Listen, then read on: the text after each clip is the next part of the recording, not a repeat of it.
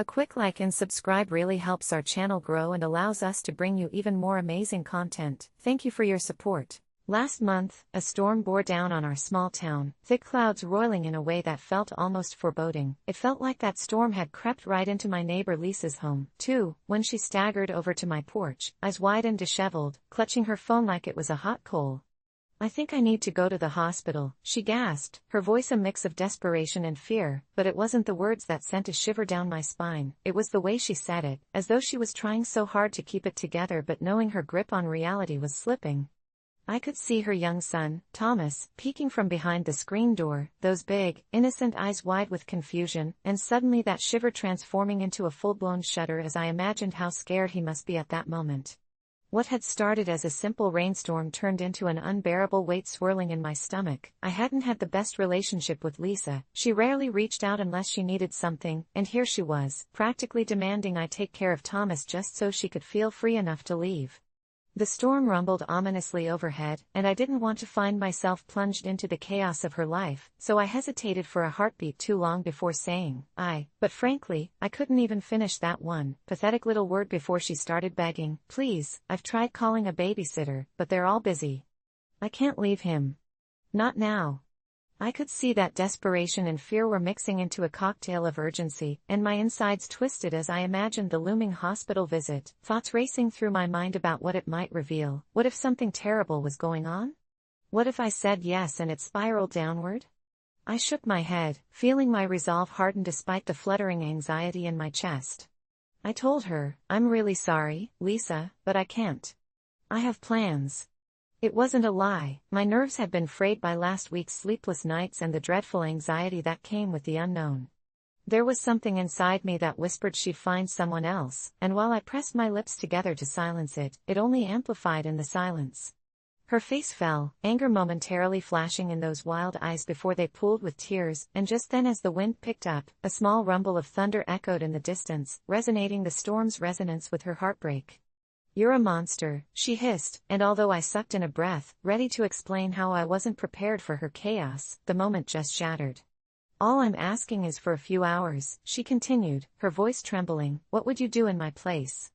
I realized this was no longer about me or my panic. I had to find what was beneath my refusal, what was the cost now that I had said it out loud. I could feel guilt creeping into the corners of my heart, coupling with my relentless anxiety. I had just locked myself out of something elemental. She twisted away from me, storm clouds roiling in her eyes as she retreated, that small hand of her son reaching for her, this sweet boy who didn't understand anything beyond a child's innocence. In the days that followed, I couldn't shake the feeling that I should have done more, that I would pay for my refusal. And just as I started to make amends with myself, an ominous message flashed on my phone very late one night. A simple text read, "Lisa was found." I felt an oppressive weight in my chest, burying me in doubt. The words "found" could mean anything, yet they stood stark against the solitude of night, intensifying my fear. I didn't even know how to process that, who to reach out to, or what else I might have caused when I had chosen my own comfort over that child in desperate need, the seed of anxiety sprouting into a relentless vine strangling my thoughts. I lost sleep, switched off my phone, and tried to quiet my mind as new pangs of remorse twisted inside. Until finally, the storm decision echoed back, shattering my solitude as I found the resolve to confront my cowardice. I trudged over to her house, the sky heavy with moisture, wind whipping at my clothes. I brought with me just a small bouquet I had cobbled together from my backyard. Upon reaching her home, though, dread built up the moment I caught sight of flashing lights against the windows, the police, their rigid figures silhouetted against the open door, spelling tragedy. A knot in my stomach deepened. I had worse fears about what had happened than I could admit. I stood rooted as I overheard snippets of a conversation. She was in some kind of state. "We'll get him out to safety," and in a shadowed corner of my mind, something thudded sickeningly as the implications crashed over me. I had known. I had known when I felt that chill in my gut, the heaviness of something grotesque awakening after I refused. Then, a small, familiar silhouette collided with my view. Thomas, hair tousled, eyes blurred with tears as he was led away, crying for his mother while the officers inspected his sad little figure. I could see the raw confusion wrapped around his expression like a shroud. I opened my mouth, but nothing emerged, my heart hammering in my chest as it dawned on me. She hadn't gone to the hospital because she needed to, she had been in an irreversible descent that I had just turned my back on, and that refusal now manifested a darkness I never anticipated, a helpless child standing dumbstruck in a storm of his own, and I froze under all the weight of it. The cries of a frightened boy saturated the evening air, buried deeper into a grisly storm of fate that had been intertwined with my choice, suffocating all rationality. A figure emerged, covering Thomas with a blanket, but all I could see were the words echoing back, reverberating inside me relentlessly, "AITA for refusing to look after a child." And in that haunting moment, as I stood paralyzed among the onlookers, I knew the answer clawing at my insides like an uncontained beast, leaving me ash-gray with dread as I began to understand. It was a fight I had already lost. A few weeks ago, I found myself in a situation that left me questioning my sanity and ultimately led me to this moment of confession. My cousin Jamie is 7, and he is, without a doubt, the most insufferable little monster I've ever encountered. From tantrums that could wake the dead to the way he crafts intricate lies just to see how far he can push the adults in his life, it's a miracle that he hasn't driven my poor aunt to the brink of madness. When my aunt asked me to babysit him for the weekend while she took on extra shifts at her job, a request that came with the guilt trip about how much she needed the money, I felt the flood of irritation rise within me. It wasn't just the idea of babysitting Jamie that made my skin crawl, it was the knowledge that he would spend the day trying to find creative ways to torture my patience. I remember the last time I babysat him, he told my aunt I had locked him in the bathroom for hours when I only stepped out to grab my phone from the kitchen, and she believed him without questioning a single word. Heart-pounding, the memory of his sweet, innocent smiling face as he recounted that fabricated tale to her on the phone replayed in my mind, and I snapped, "AITA for refusing." I had meant to gently decline, but my frustration erupted, and I told her I couldn't babysit a lying brat and that Jamie didn't deserve my help. The silence on the line spoke more than 100 words, and I could almost hear her heart shatter through the phone. I hung up, instantly filled with regret and the gnawing dread of what my refusal might mean for her job. Uncharacteristically, I couldn't shake the feeling that I had crossed a line, but I convinced myself that it was for my own sanity. That night, a gnawing sense of dread settled deep in my gut, as if I'd unknowingly invoked an ancient curse. It wasn't until the night of my refusal, just as I struggled to fall asleep, that I flicked off my lamp and was met with a whisper that slithered through the shadows of the room, the distinct sound of a child's laughter merging with the eerie creak of floorboards. My heart raced as I turned to face the darkened corner where the shadows projected odd shapes, and I dismissed it as a trick of my imagination.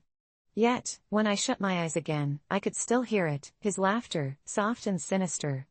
Over the next few nights, the laughter grew louder and more distorted, as if taunting me for my past refusal, and I began experiencing vivid nightmares of Jamie lurking just outside my bedroom door, a twisted grin stitched across his face, his eyes glimmering with malice that should have never existed in a child.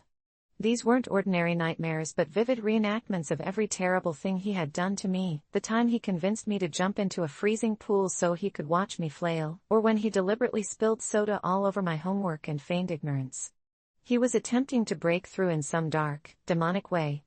I started doubting my reality. Was Jamie truly a lying brat, or was there a different, more sinister entity taking control of him? The whole week passed in a haze, each night marked by a new scream echoing in my mind, and each day drained me further. My aunt was clearly worried. She texted me not only to reassure me about Jamie but promised she wouldn't leave him with me ever again. Still, every time I thought of Jamie, I saw the flicker of something dreadful behind his eyes, almost a hunger for chaos that made my heart flutter with dread. And just as I began entertaining the idea of going to my aunt to apologize, a storm rolled in, pounding against my windows like a frantic child desperate for attention, forcing me to confront my refusal once and for all. 4 nights in, I was yanked from a thick slumber by the sound of footsteps in my living room and a familiar cackle that sent icy dread pooling in my stomach. Tired, shaky, and on edge, I crept down the hallway, my heart thumping hard enough to overlay the sounds of thunder. As I rounded the corner, clutching my phone like a fast-acting spell against whatever overlap between dream and reality awaited me, I came face to face with Jamie, grinning, his small figure silhouetted by moonlight spilling through my window. Except this time, there was something off about him, a deep shadow hanging over his form, almost tethering him to the floor as if gravity itself hungered to keep him from escaping my view. "Can I come in?" His voice was sweet, yet sinister, a perfect harmony of the innocent tone wrapped around the darkness that slipped through the walls like smoke. I blinked, unsure how to respond, frozen in the threshold of my own home. Was this truly my cousin, or had the shadows taken his form? "Let me in," he urged again, the sweetness giving way to a disturbing insistence, and as I stood there, every fiber of my being screamed at me to run. But I was paralyzed as we locked eyes, and if I hadn't summoned the will to yank the door shut, someone, would have slipped inside. After that encounter, I very nearly convinced myself I was losing my grip on reality, my mind betraying me, robbing me of the line between imagination and truth. But every scream of laughter echoing through the dark only bolstered my conviction that I had come face to face with something wicked. Days turned into a blur of anxiety as I huddled away from the world, each corner I turned feeling haunted by the shadow of laughter that taunted me from just beyond reach. When I heard a faint knock at the door days later, I felt my blood run cold, and for once, I thought of checking to see who would be foolish enough to knock after everything, but the creeping dread rooted me in place. Then, a faint giggle burst through, and I knew it was Jamie. Memories of my aunt pleading with me to forgive him flashed, but deep down, I understood my refusal echoed through to this day, and I prayed the darkness would answer since I didn't dare look up at the door. Instead of opening up, I chose to remain haunted by the shadow of that constant laughter, and in a twisted reality I had only begun to comprehend, I waited, driven out of necessity to understand that some monsters are very real and don't exist merely in stories. I chose to ignore that knock, hoping to bury my guilt in silence, but what would I do now when, no matter where I turned, the sound of Jamie's laughter remained a reminder of the child I once knew who now belonged to the dark? I've always tried to be a good parent, or at least, that's what I tell myself when the guilt creeps in, especially after the argument with my son, Noah, last weekend. It started innocently enough. We were hosting a family barbecue, the kind that used to be full of laughter and joy, but things changed when his cousin, Mia, came over. Mia, with her bright smile, effortless charm, and an ease with people that Noah has never quite managed to grasp, was a whirlwind of energy as she sauntered into our yard after a long drive from the city. Noah, my 10-year-old introvert, sat rigidly at the corner of our deck, poking at his plate of burgers like they had personally offended him. When Mia launched herself at her younger sister, Chloe, squealing with delight and engaging her with an uninhibited joy that only kids should possess, I couldn't help but notice Noah's sulking expression grow darker. The longer he watched Mia laugh and play, the more withdrawn he became. It was as if every giggle was a dagger buried deeper into his heart, and the way my daughter fawned over Mia cut like shards of broken glass. I couldn't ignore it. When the barbecue came to a close, and I noticed Mia stuffing her face with cake while Noah stared blankly into his soda, I felt a pang of frustration bubbling up within me, a vile mix of heartbreak and anger that begged to be unleashed. So, I did what I shouldn't have. I confronted him. "You know, it's your fault she's happier to see Mia than she is to see you," I blurted out, the words laced with a sting I instantly regretted. Noah's face fell, his eyes wide with a combination of hurt and confusion, like a kid who'd just been told there's no Santa. He looked at me with a depth of sadness I had never seen before, and in that moment, I realized I had crossed a line, but it was too late to take it back. I watched him wilt under the weight of my words, and my heart twisted painfully as I heard Mia exclaim how much she missed Chloe, how they should have playdates all summer long, as Noah quietly snuck away from the group, headed inside like a ghost. The rest of the day was a haze. Laughter echoed outside while I stared at my untouched food as guilt coiled around my insides. It felt like the summer buzz had died with my son's spirit, and I couldn't bear to face the implications of what I had done. I watched Noah pace the floor of our living room, his brows knitted in concentration as if he were solving an unsolvable puzzle. I knew I'd hurt him but couldn't shake the feeling that maybe, just maybe, my harsh words were a push he needed to confront his own struggles with social interactions. Parenting is a turbulent sea. Sometimes, you have to risk capsizing in order to teach your child how to swim. But that little thought didn't diminish the weight pressing down on me, a hand squeezing painfully around my heart while I tried justifying my big mouth. I spent the night tossing and turning, his shocked face replaying in my mind, a haunting echo of regret that morphed into nightmares filled with shadows whispering secrets of my failures. By morning, I decided I needed to talk to him, get his side of the story, and construct a bridge over this chasm I had opened with careless words. I found him in his room, so small and fragile in the dim, gray sunlight filtering through his window. When I sat beside him, he looked up, eyes stormy with a mixture of sorrow and anger. I wanted to reach out and pull him into my embrace, but something kept me rooted in place, the ghost of my previous words acting as a barrier. "Mom, why did you say that?" he asked, his voice steady but breaking at the edges. I fumbled for the right words but found none. "I didn't mean, I just wanted you to see." But stopped, trailing off, feeling the futility of my attempts. "Are you mad at me?" he said, and that broke me. I felt the hot rush of tears stinging my eyes as I wrestled with an instinct to just sweep him up and yell at him to express himself, let anger out into the ether rather than bottle it up like he always does. Noah was my delicate boy, always so kind but often mocked at school for being too soft. How could I say anything, be anything, when all I wanted was to shelter him from the world? "You're not to blame for anything, Mia is just more outgoing, and it shouldn't matter," I replied weakly, desperately clawing for some reassurance in my own voice while he stared at me, waiting for real honesty. I wanted to tell him that I was scared of his loneliness, scared that he wouldn't fit into the world the way I hoped for him, that every snide remark from his peers killed a piece of my heart. "You know what, Mom? I just want to be me," came those fragile words, breaking through the air, and in that moment, I realized how wrong I had been. As he turned away and stared out the window, I was reminded of crisp autumn days, golden leaves spiraling silently to the earth, and suddenly I felt the weight of my own expectations crashing down like thunder. I'd wanted my son to be someone he's not.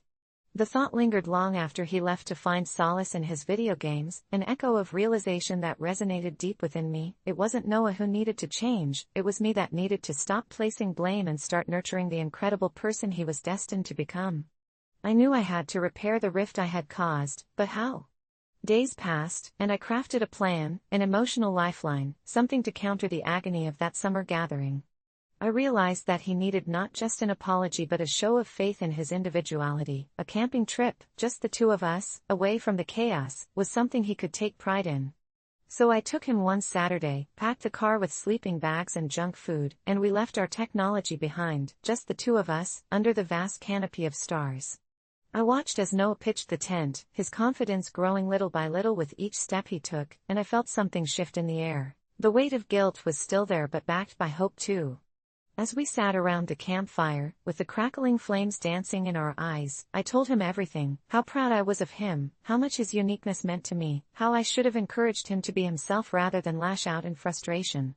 His grin lit up the night, warming the chill away like the flames before us, and in that magic moment, I saw a spark of resilience flicker in his soul. I realized something immensely powerful. By letting him feel just a bit of the weight of the world, he took the first step towards overcoming it. A few weeks later, things had transformed slightly. Noah laughed louder, started to engage with new friends from school, and I couldn't help but feel a deep sense of relief. It was as if my awful comments had forced a metamorphosis instead of breaking him, and as I watched him go through that new cycle of life, I knew I'd been wrong but that sometimes wrong turns can lead to unexpected growth. The barbecue wasn't the last. Family gatherings still echoed laughter just like that day did, but now I watched my son thrive instead of falter, and the cycle of hurt had turned into a cycle of healing, teaching him the resilience of the human spirit and that no matter what happens, coming back stronger is what truly matters. Amidst all that drama, amidst those blurted words and tearful evenings, there had emerged a tender understanding that formed deeper than any barrier, and while I may have blamed Noah, I realized it was just the gentle nudges of parenthood that pushed us both to be better versions of ourselves. In hauntingly beautiful ways, sometimes insensitivity can lead us to the love we really need. I work at a low-key diner in a small town, the kind of place that serves grease-drenched fries and all-day breakfast, where regulars come to sip overly sweetened coffee and swap gossip that echoes off the chipped linoleum. It was a job that I took out of necessity more than passion, especially since my mom had just recently fallen sick, and I had all the bills piling up at home. My coworker, Karen, is the kind of person who thrives on petty drama. She's got a knack for turning mundane requests into full-blown crises. She's also been eyeing my Wednesday morning shift, my only early day, like a hawk, but I'd made plans to take my mom to her bi-weekly therapy session, a rare opportunity for us to reconnect, as my work schedule often monopolized my life. It was during one of her endless complaints about her own commitments that she launched into a full-on crusade, convinced that I, the selfish employee, was sabotaging her chances for success. I politely declined when she first asked to swap shifts, citing my prior obligation, but that only seemed to snowball into her relentless barrage of guilt trips and passive-aggressive remarks. "You don't care about anyone but yourself," she huffed one night during closing, flicking the fryer switch off with far too much force. "Some people have real ambitions." I tried to shake off her words, but they clung to me like sweat-soaked uniforms.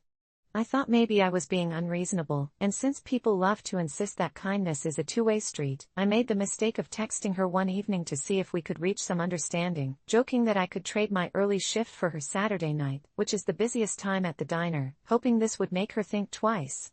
But Karen was relentless. She acted like I'd committed treason. Soon I was receiving messages from other co-workers, who were also under her spell, asking me why I couldn't just be a team player, to do it for the family of the diner. It started to feel like a witch hunt, but I stood firm. I couldn't lose my one chance to spend quality time with my mom. The weight of my decision hit harder one night when I overheard Karen talking in the break room, plotting ways to undermine my credibility. She painted me as the villain to anyone who'd listen, saying I was sabotaging her dreams while simultaneously tearing down my work ethic like I was the problem ruining her life.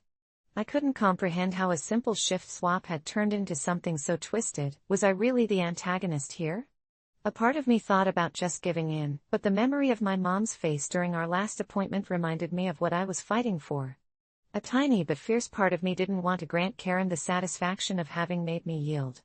As weeks dragged on, I noticed strange things happening. Orders would come in for tables I wasn't assigned, the ice machine would mysteriously malfunction, and patrons oohed over the burnt toast that I'd swore I never cooked. It got to a point where I almost felt like I was being bullied at my own job, a chilling sensation creeping over me that Karen had somehow turned the rest of the staff against me.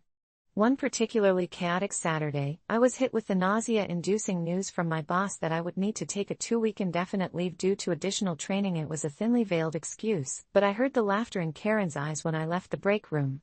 With my heart racing, I pulled up the diner's group chat later that night, only to see Karen had shared a meme about a greedy coworker that looked suspiciously like me.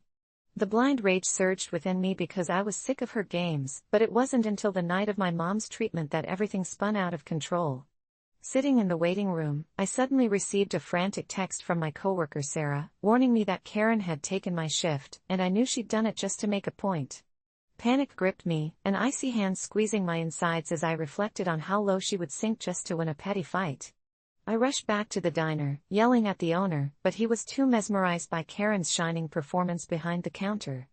I left, heartbroken and nauseated, feeling trapped in a web of everyone else's delusions. But it was that anger that eventually propelled me forward. I swore I would no longer allow anyone to dictate how I conducted my life.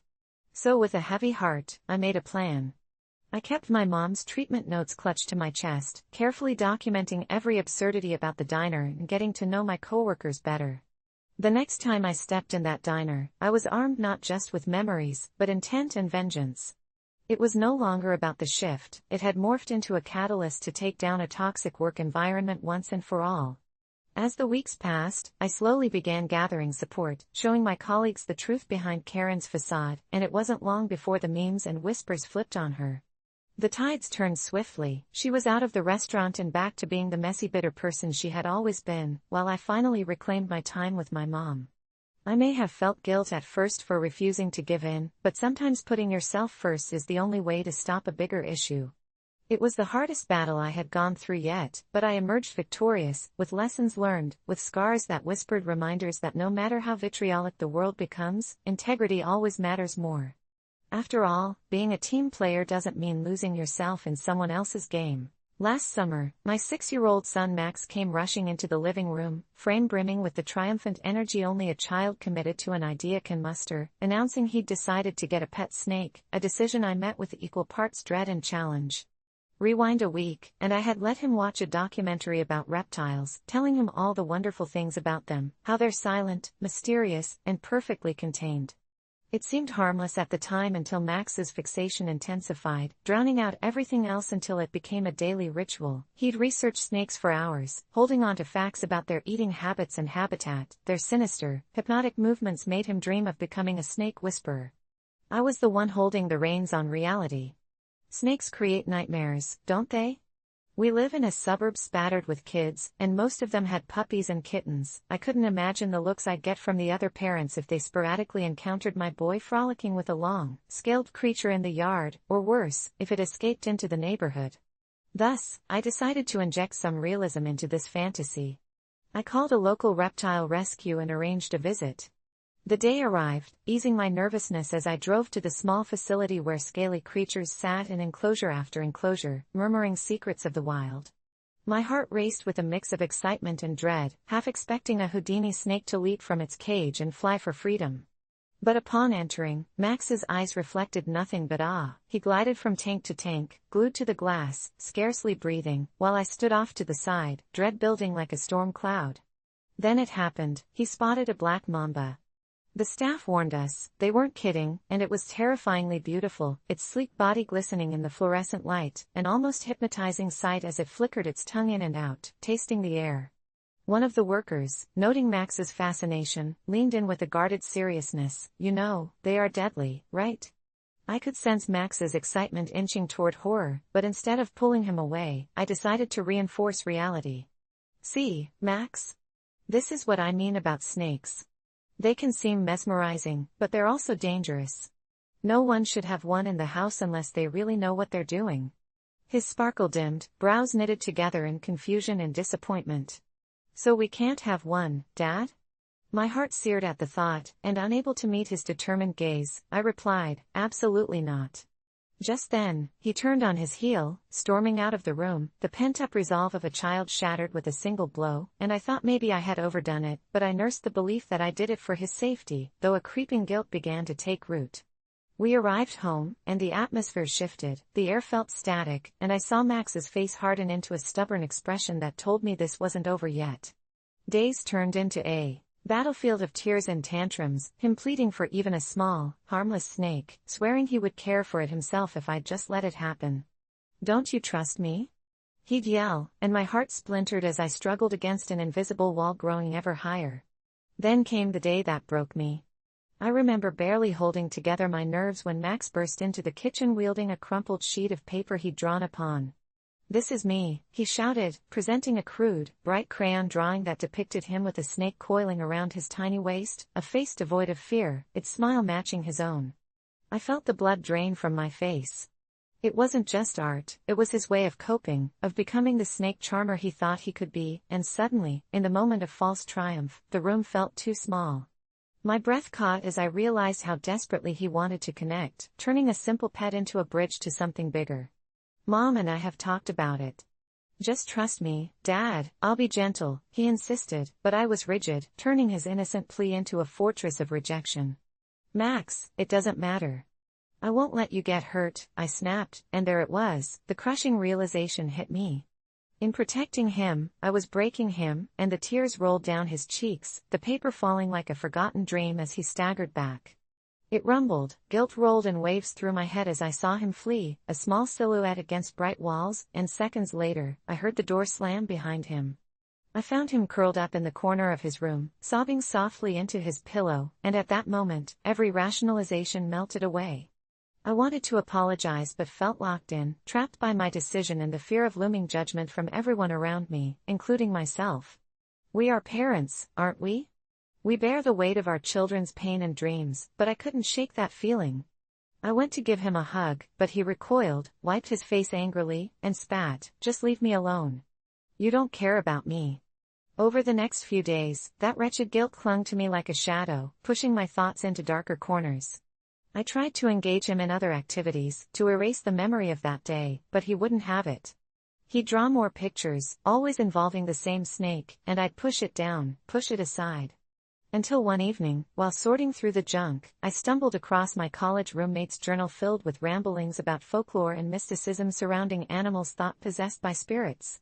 I got lost in dark avenues and old stories and discovered something I hadn't thought of in years, a legend about snakes and the children that could speak to them as if they shared a bond of telepathy. My heart raced as I wrestled with thoughts, and that night I couldn't sleep. I dreamt, or rather, I was haunted by Max, and in my dream, he stood with a snake wrapped around his body, looking at me with those big, watery eyes. "Dad, you let it take me," he said, his voice a fragile echo reverberating through the unmistakable serpentine coil.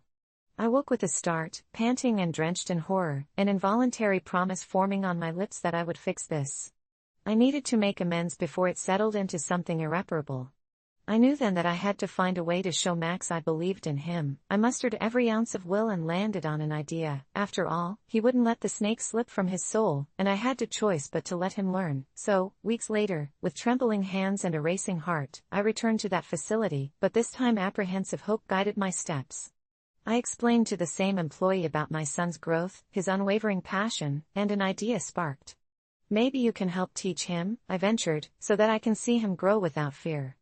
And I swear, the generous smile from the employee felt like a key. Maybe this wouldn't destroy my child but nurture a fierce respect instead. That weekend, I set everything up, asking Max to join me at the facility to unveil my decision. When I saw him, the wall of anger dissipated, and I whispered, "I found out we're getting you lessons with a trainer," and for a moment, pure astonishment lit up his face.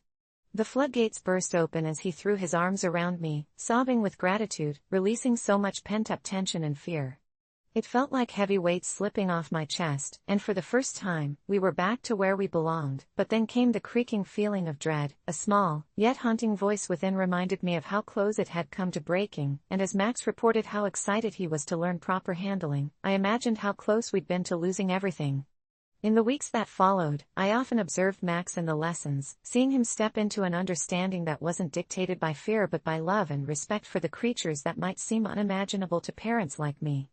Yet, unease lurked in the air. That gnawing feeling grew as though the snake knew secrets we weren't privy to, and one night as I tucked Max into bed, I caught a glimpse of his crayon drawing sitting atop the bedside table, the snake at its center, smiling, almost sentient as if it held power over our world. A chill coiled around my spine as if it was vital to something far greater than us, and as I left his room, I couldn't help but wonder if there was truth behind the idea that some bonds, like love for those serpents, could also hold dangerous potential. I know this sounds ridiculous, but I need to tell you all about the night I realized how terrifying a seemingly ordinary family dinner could be. It all started when my youngest daughter, Lily, who's a bright, sassy 9-year-old, casually dropped a comment about her older sister, Nina, who's 16 and still single, during our meal. Now, I'm the kind of dad who believes in honesty, so when Lily said, maybe Nina is just waiting for a zombie to wake her up from her sleep, like in those awful romance movies, I chuckled nervously, hoping to diffuse any tension before it escalated. But Nina's face darkened in an instant, her eyes narrowing as if Lily's innocent jab was a personal attack, and that's when I noticed a flicker of something strange behind Nina's usually bright demeanor. It was as if a shadow passed over her, and for a brief moment, I felt a chill creep up my spine. I could see the tension rising, and trying to lighten the mood, I said, "Well, honey, maybe your prince just hasn't found you yet." But that only made things worse as Lily shrugged defiantly. "The last prince never cared for anyone in the kingdom, he disappeared when he was supposed to show up. That's why he's not here now." I could almost feel the atmosphere shift, thickening around us like fog, as Nina's silence grew heavy and deafening. It was at that moment that my wife, Sarah, who had been silent all evening, suddenly snapped her head toward Nina and asked, "What's wrong with waiting, sweetie? Not everyone finds their person right away." For a split second, I thought Nina would say something dismissive, but instead, she leaned forward, her voice a mere whisper, as though sharing a secret. "It's not the waiting that scares me, Mom. It's the fear of waiting too long, of becoming invisible," her fingers trembling as she toyed with a loose thread on her sweater. With every word, I felt a knot tighten in my stomach. The sight of my little girl unraveling was a nightmare I never wished to witness, yet here we were, spiraling deeper into an unexpected darkness, with Lily oblivious to the storm brewing around her.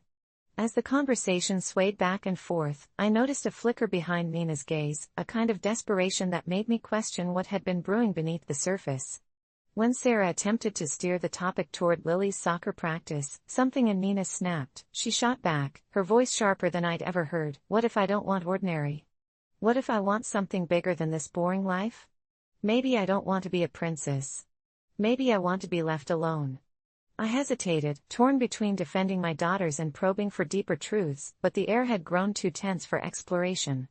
It felt like one wrong word could unleash chaos, and the primal instinct to protect surged through me, so I awkwardly stood before them, the silence fracturing like glass. My heart raced, wondering why simple family banter had morphed into emotional warfare so quickly. Because I had seen my children argue before, but never like this, never, with a palpable weight of sadness shadowing every picture-perfect meal shared. Then came the moment that set my nerves ablaze. Nina, choked with emotion, dashed out of the kitchen, slamming the door behind her, leaving only Lily, who blinked up at me with wide, innocent eyes, asking, "Did I do something wrong, Dad?" As I opened my mouth to reassure her, the sound of Nina's laughter drifted back through the hallway, but it was unlike any laugh I'd heard. It held an eerie edge that felt out of place in our home. A sickening realization dawned on me. There was a sinister overtone lurking in the shadows of what we had just witnessed, and without a clue to what sparked such resentment from my eldest. Immediately, I rushed after Nina, the chill clinging to my skin as I reached her room, only to find her door locked tight. I knocked gently, but she answered with silence thick enough to drown in. "Nina, sweetie, I'm worried. Can we talk?" And her response surprised me. "Can we talk about nothing, Dad? Because that's all this family does." Confusion reignited in me as the rattling echo of her words unsettled my mind. Did she feel trapped in our lives, or was it all the teasing about her love life haunting her like a ghost? Just as I was about to force the door open, I recalled the stories Nina had told me about her friends, how they'd all begun dating and sharing secrets, and how she felt out of place in a world that was expanding without her. The thought made my heart ache, but it never warranted this level of isolation and despair. Frantically, I turned to look for Sarah, hoping to make sense of it all, yet she stood at the end of the hall, frozen as if she'd seen a ghost. I glanced into her eyes, and I could see her grappling with emotions of her own, but before she could speak, we heard it, the muffled chanting. My blood ran cold, and I leaned in closer to hear Nina, chanting softly through the door, words flowing like a dark incantation filled with longing and resentment. "I will not be invisible, I will not be ordinary, I will rise above this life and claim what belongs to me." The chilling promise sent shivers crawling down my spine. Those were words I wouldn't let linger in this family, so I pushed the door open with force, but as the hinges creaked in protest, time warped. Whatever had been waiting to pounce felt like it had slipped through a crack, and the room before me was unlike what I remembered. Flickering shadows danced against the walls, twisting and turning with sinister intent, and what stood before me was not the Nina I raised. In her place stood someone or something, a version battling for dominance, eyes gleaming with a malevolence that felt ancient. As I stumbled back, gasping for breath, I grasped for sense, realizing I wasn't just witnessing a fractured family dynamic. I was confronted by something far darker that had fed off our pain. A screech erupted from what resembled my daughter, and I stumbled back as the lights flickered violently, plunging us into a pitch-black void. I could feel the desperate energy within our walls as if the very air thickened with anger and despair, and as I tried to move, a chilling whisper escaped. I realized this wasn't about a family dinner anymore. It was about confronting the monsters that had found their way into our home, perhaps born from secrets and fears we had never dared to voice. And as I prepared to save Nina, I felt the broken shards of our perfect family crumble around me, leaving behind the echo of her chant reverberating through our lives. "I will not be ordinary." I still remember the night I found myself sitting in the dimly lit corner of that upscale restaurant, the air thick with the scent of rich herbs and roasted meats, a place that had been a favorite haunt for my wife and me since our early days of marriage.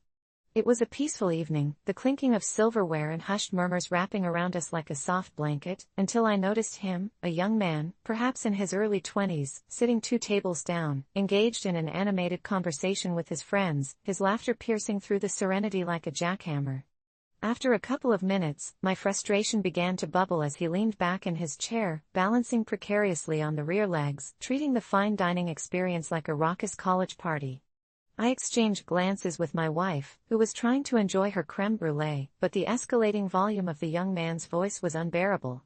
He leaned back further, tilting the chair back grotesquely, and for a split second, I could swear he was trying to show off, perhaps reliving some frat party glory days in this place that felt far too classy for such antics.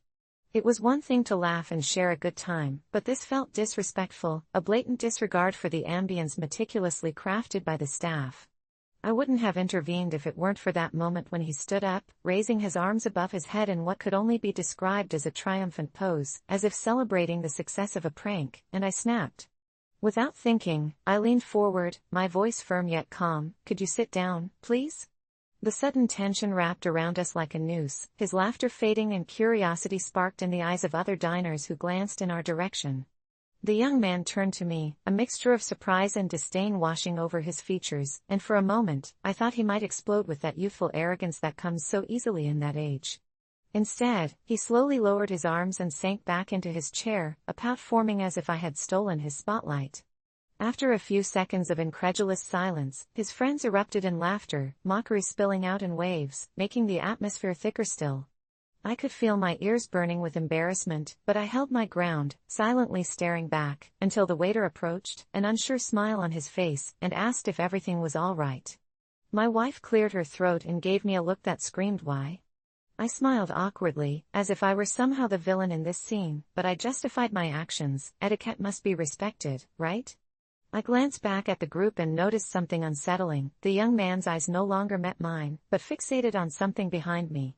I turned to look, half expecting to see an imposing figure, but there was just a shadow, a flicker of something, a person perhaps, but I shrugged it off as mere paranoia, the tension in the room seeming almost palpable. The young man, now quiet, seemed to sink into the moment, returning to his typical demeanor, but I noticed the flickers in his eyes were growing more ravenous, more unstable. I thought I had controlled the situation, but something felt off, the way he kept glancing around the restaurant now, not in embarrassment or irritation but with a strange, almost fearful curiosity. When he finally stood again, it was not for another triumphant show-off but rather a nervous fidget, and that's when the place grew quiet again, all eyes glued to him, waiting, and that included mine. He stepped away from the table, his friends still oblivious as they flirted with their cocktails, and I couldn't shake the feeling that he was drawn to the far corner of the restaurant, as if he sensed something lurking in the shadows. I leaned in toward my wife, whispering that something was strange, that I didn't like this, but she rolled her eyes, insisting I let it go. I couldn't. I watched him approach the window, the lights creating a halo around his head as if illuminating his path to whatever was pulling him toward that darkness outside. Suddenly, he leaned closer to the glass, peering out as if he were staring into another realm, and I felt a shiver crawl up my spine. Just then, the lights flickered, casting the room into a brief panic of shadows, and I swear I saw something flash across his face, fear, excitement, then despair all at once. He backed away as if he had seen something that struck dread, his breath quickening, and I couldn't help but think maybe I had crossed a line by speaking up. The restaurant's hum resumed, the waitstaff doing their best to maintain a charade of normalcy, but I couldn't shake that pulsing feeling growing in my gut, eerie and foreboding, as if some ancient curse had awoken from a long slumber. Everything was wrong now, from the decor to the polished silverware. The laughter felt hollow, as though a specter had begun to swirl amongst us, lingering on the edge of our consciousness. When he gradually approached his table again, now visibly on edge, something inside me braced for impact. Would he explode? Would he retaliate against my outburst? Instead, in a soft yet firm voice, he muttered something to his friends, and one of them laughed, unaware of how close to breaking he really was. With each second, I felt the weight of dread crawl closer as his laughter turned into an awkward silence, punctuated only by the creaking of wood beneath chairs and the clinking of glasses. In that moment, I was consumed by an overwhelming sense of guilt, a gut-wrenching realization. I had triggered this young man's descent into madness with a simple command to sit down, and as the clock ticked, I felt myself pulled deeper into a spiral of dread and regret, trapped in a moment that spiraled out of control until finally the shadows closed in on us all, and I wondered if I had just unleashed something dark, if perhaps it was I, the one ironically sitting down, who had finally surrendered to the sinister undercurrents of the world, forever marked by the terror of simply trying to enforce a semblance of civility. When I suggested to my friend Jenna that maybe she shouldn't have chosen her sperm donor based on just one photo and a clever description, I never expected it would escalate to the chaotic whirlpool of dread that engulfed both our lives. Jenna had always been the dreamer in our friendship, while I was practical and often skeptical. She floated through life with optimism, determined to become a mother without a partner. I celebrated her resolve, but when she finally went through with the insemination after poring over the profiles of anonymous donors, I felt a chill in my spine as if I could already sense the impending disaster lurking in her choice. It all seemed wonderful at first, her joyous announcement, the joyous chatter of our group, her glowing features as she cradled her burgeoning belly. But the euphoric bliss quickly shifted when Jenna began receiving strange messages on her social media from an account with no profile picture, the tone gradually shifting from benign curiosity into unsettling comments regarding her pregnancy. I urged her to report the user and shut it all down, but Jenna was convinced they were just a passionate fan, someone intrigued by her and her journey into motherhood. I could only look on with mounting uneasiness, whispering silent prayers that my gut instinct was wrong. As weeks dragged on, the messages took a darker turn, each one painted with the brushstrokes of obsession, fragments of personal details only someone from her life could know, revealing they were more than just a faceless stranger behind a screen. Jenna laughed it off, but her eyes flickered doubt the night she received a photo, a grainy image of herself, taken from the street as she had walked home alone after work.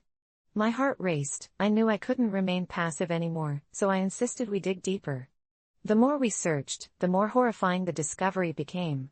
It turned out her donor had a history of erratic behavior, one too close for comfort to criminal activities that were chilling in nature. He was a ghost of his past, still linked to a chilling personal philosophy that revolved around obsessive control and dominance.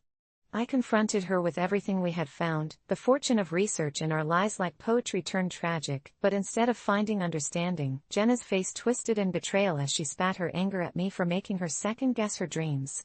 Hurt rained down on our friendship like an avalanche. She stormed out, leaving me to grapple with the suffocating notion that I might have crossed a line, yet deep down, I knew that her unborn child, my potential godchild, was at stake.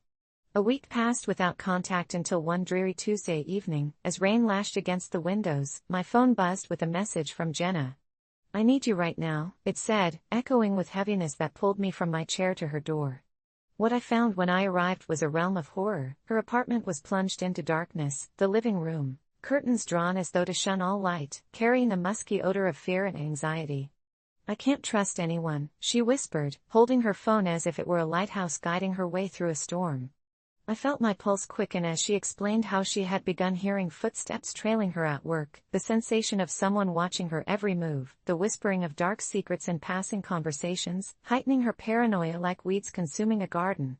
I took her hand, holding on as tightly as I could as I assured her this had to end. I vowed to help her confront whatever demons were lurking in the shadows, never once imagining the true monster we were about to unearth.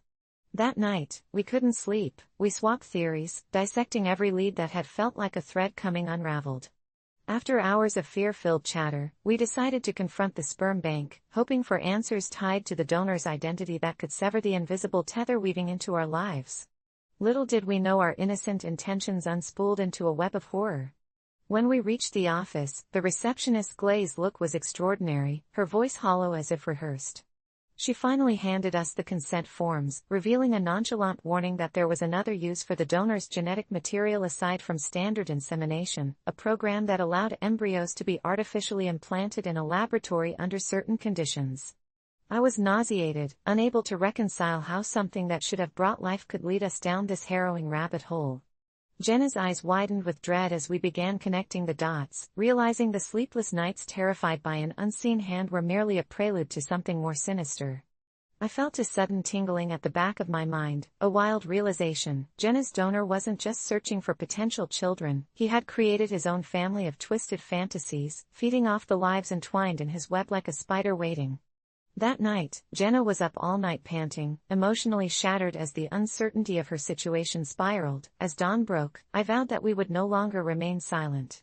Together, we started piecing together the breadcrumbs of horrible truth, approaching police who, at first, brushed us off as paranoia, but with sheer determination, we persuaded them to launch an investigation into the donor's unsettling past. The story exploded in agonizing detail. The whispers of hacked accounts, stalking, obsessive rages came to light. But what truly shattered us was the realization that he had indeed been weaving his threads into Jenna's life. As I stood by her that morning in the police station, two shadows of raw fear intertwined, I couldn't shake the reminder that this was all a consequence of a single choice, a single photo, the life-changing decision of picking a sperm donor. The aftershocks of that moment still reverberate in our lives, and as she holds her child now, I can't help but wonder, AITA for trying to help my friend? I wish I could say that love conquers all, but sometimes the darkness finds a way, lurking in the periphery of our naive dreams, waiting to pounce. I never thought I'd be the type to make a mountain out of a molehill, but when I found myself standing in the doorframe of my boyfriend's apartment, my breath caught in my throat at the sight of his bed, cluttered and filthy, as though a tornado had swooped through and decided to make it the epicenter of chaos. Clothes were strewn everywhere, mostly crumpled t-shirts and socks that I was sure had grown sentient from the level of stagnation and odors wafting through the air, and the sheets looked like they hadn't been changed in weeks. The stark contrast between the me who loved clean spaces and the him who seemed to revel in squalor became almost unbearable. I tried to mask my discomfort with a laugh, joking about how he was practically living in a pigsty, but deep down, the thought of laying in that unkempt space made my skin crawl. He just smiled back, oblivious, as he plopped onto the mattress, inviting me to join him. I hesitated, my mind racing with visions of all the microscopic horrors that could be lurking within that unclean sanctuary. "Are you serious?" I finally said, my voice rising slightly in disbelief. "I can't sleep in that thing." He frowned, and for a moment, I thought I saw a flicker of something in his eyes, anger, perhaps? Disappointment. I couldn't pin it down, but the mood shifted like the flicker of a candle just before it extinguishes. I backed away, shaking my head. "You need to clean up. I'm not going to sleep on whatever that is." He stood up, the disappointment morphing into something darker, like the thunderclouds gathering on the horizon. "Well, if you can't handle it," he spat, "maybe you don't deserve to be here at all." It felt like a slap to the face, and for a moment, hurt washed over me, replaced quickly by anger. "It's not about deserving, it's about hygiene. I thought you cared about your living space." But he glared at me as though I had just insulted a sacred relic, and I felt the tension coil into something like a visible entity between us. I was taken aback by the ferocity of his reaction, not having realized then just how deep the roots of his attachment to that mess went. He stormed past me, slamming a door I didn't even see behind him, and I took a shaky breath, stepping back out into the hall, needing to escape the oppressive atmosphere. I hesitated, wondering if I was being unreasonable, but I couldn't shake off a nagging feeling that something wasn't right. I left his apartment and drove home, feeling the betrayal of the moment like a heavy fog suffocating my thoughts. Days passed without a word between us, and the silence was deafening. I kept replaying our argument in my head, trying to convince myself that I was justified in refusing to sleep in what felt like a den of filth, but my conscience was riddled with guilt. Just when I thought the tension would become unbearable, he reached out to me, sending a simple "I miss you." My heart flipped, and I immediately replied, arranging a dinner where we could sort everything out. But as I pulled into the parking lot, an unsettling chill crept down my spine, as though I were stepping into the lion's den armed only with my feeble attempts at diplomacy. I could see him waiting by the entrance, but this time, the usual warmth was replaced with a tension that twisted at my gut. "Let's talk in my apartment," he suggested, his voice eerily casual, too casual for how I felt. As we entered, I held my breath, bracing for the chaos of his lair, only to find it surprisingly clean. The bed was made, and the floor was swept. It felt almost alien in its transformation, but I was still cautious. "What happened?" I managed, crossing my arms defensively.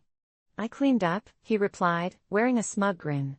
But the jovial tone in his voice fell flat as I noticed the strange glint in his eyes, something sinister lurking behind that practiced smile.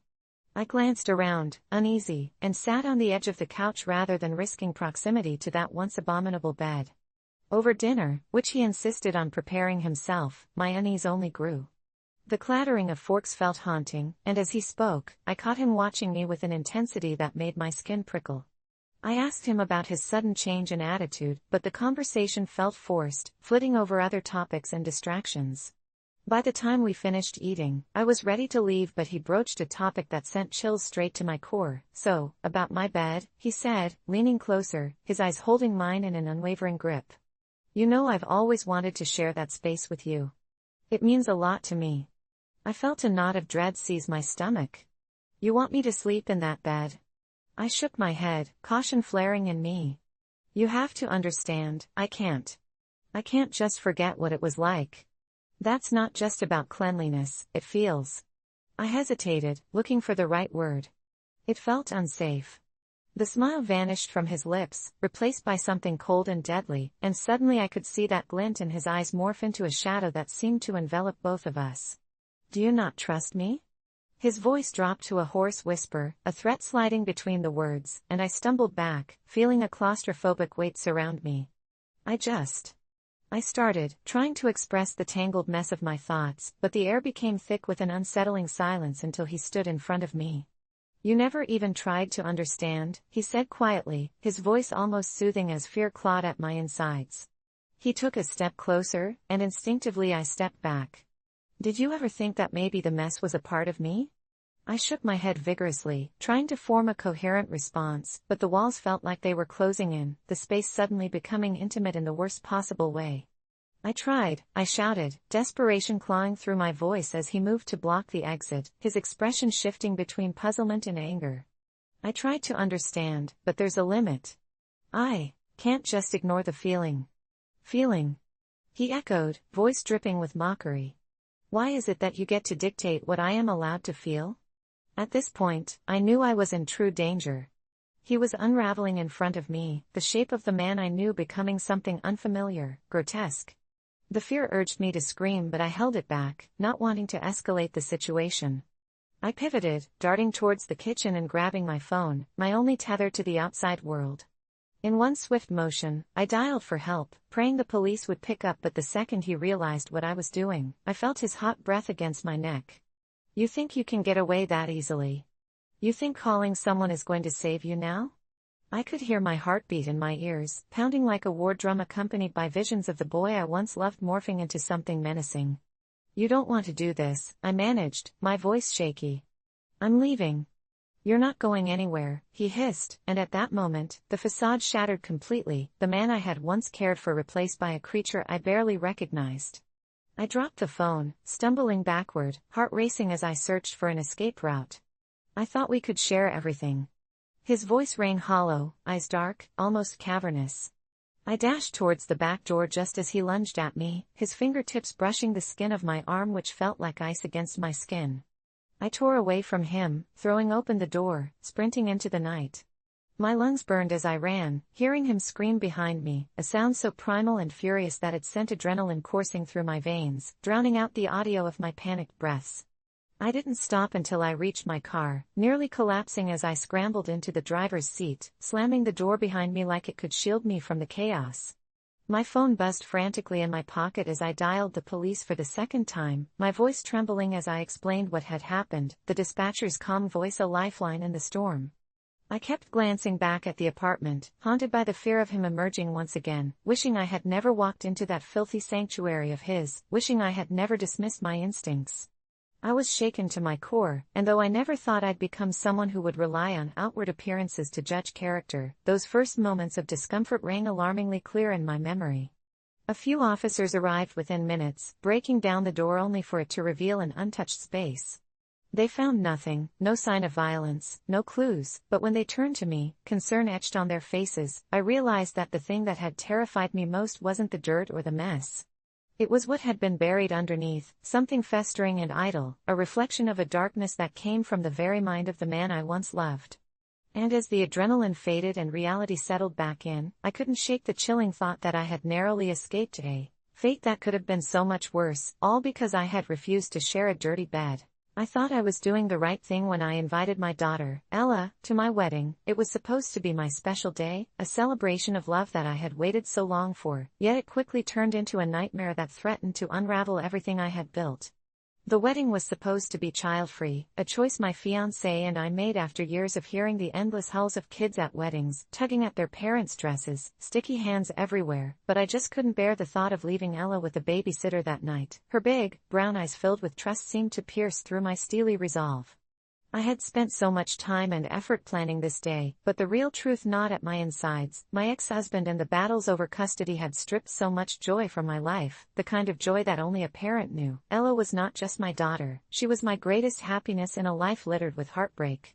When the day finally arrived, I felt a tension knotting my stomach, my friends raised eyebrows over Ella's presence, some shot disapproving glances as she twirled in her little dress, a tiny sunshine among the cynical clouds of adult resentment.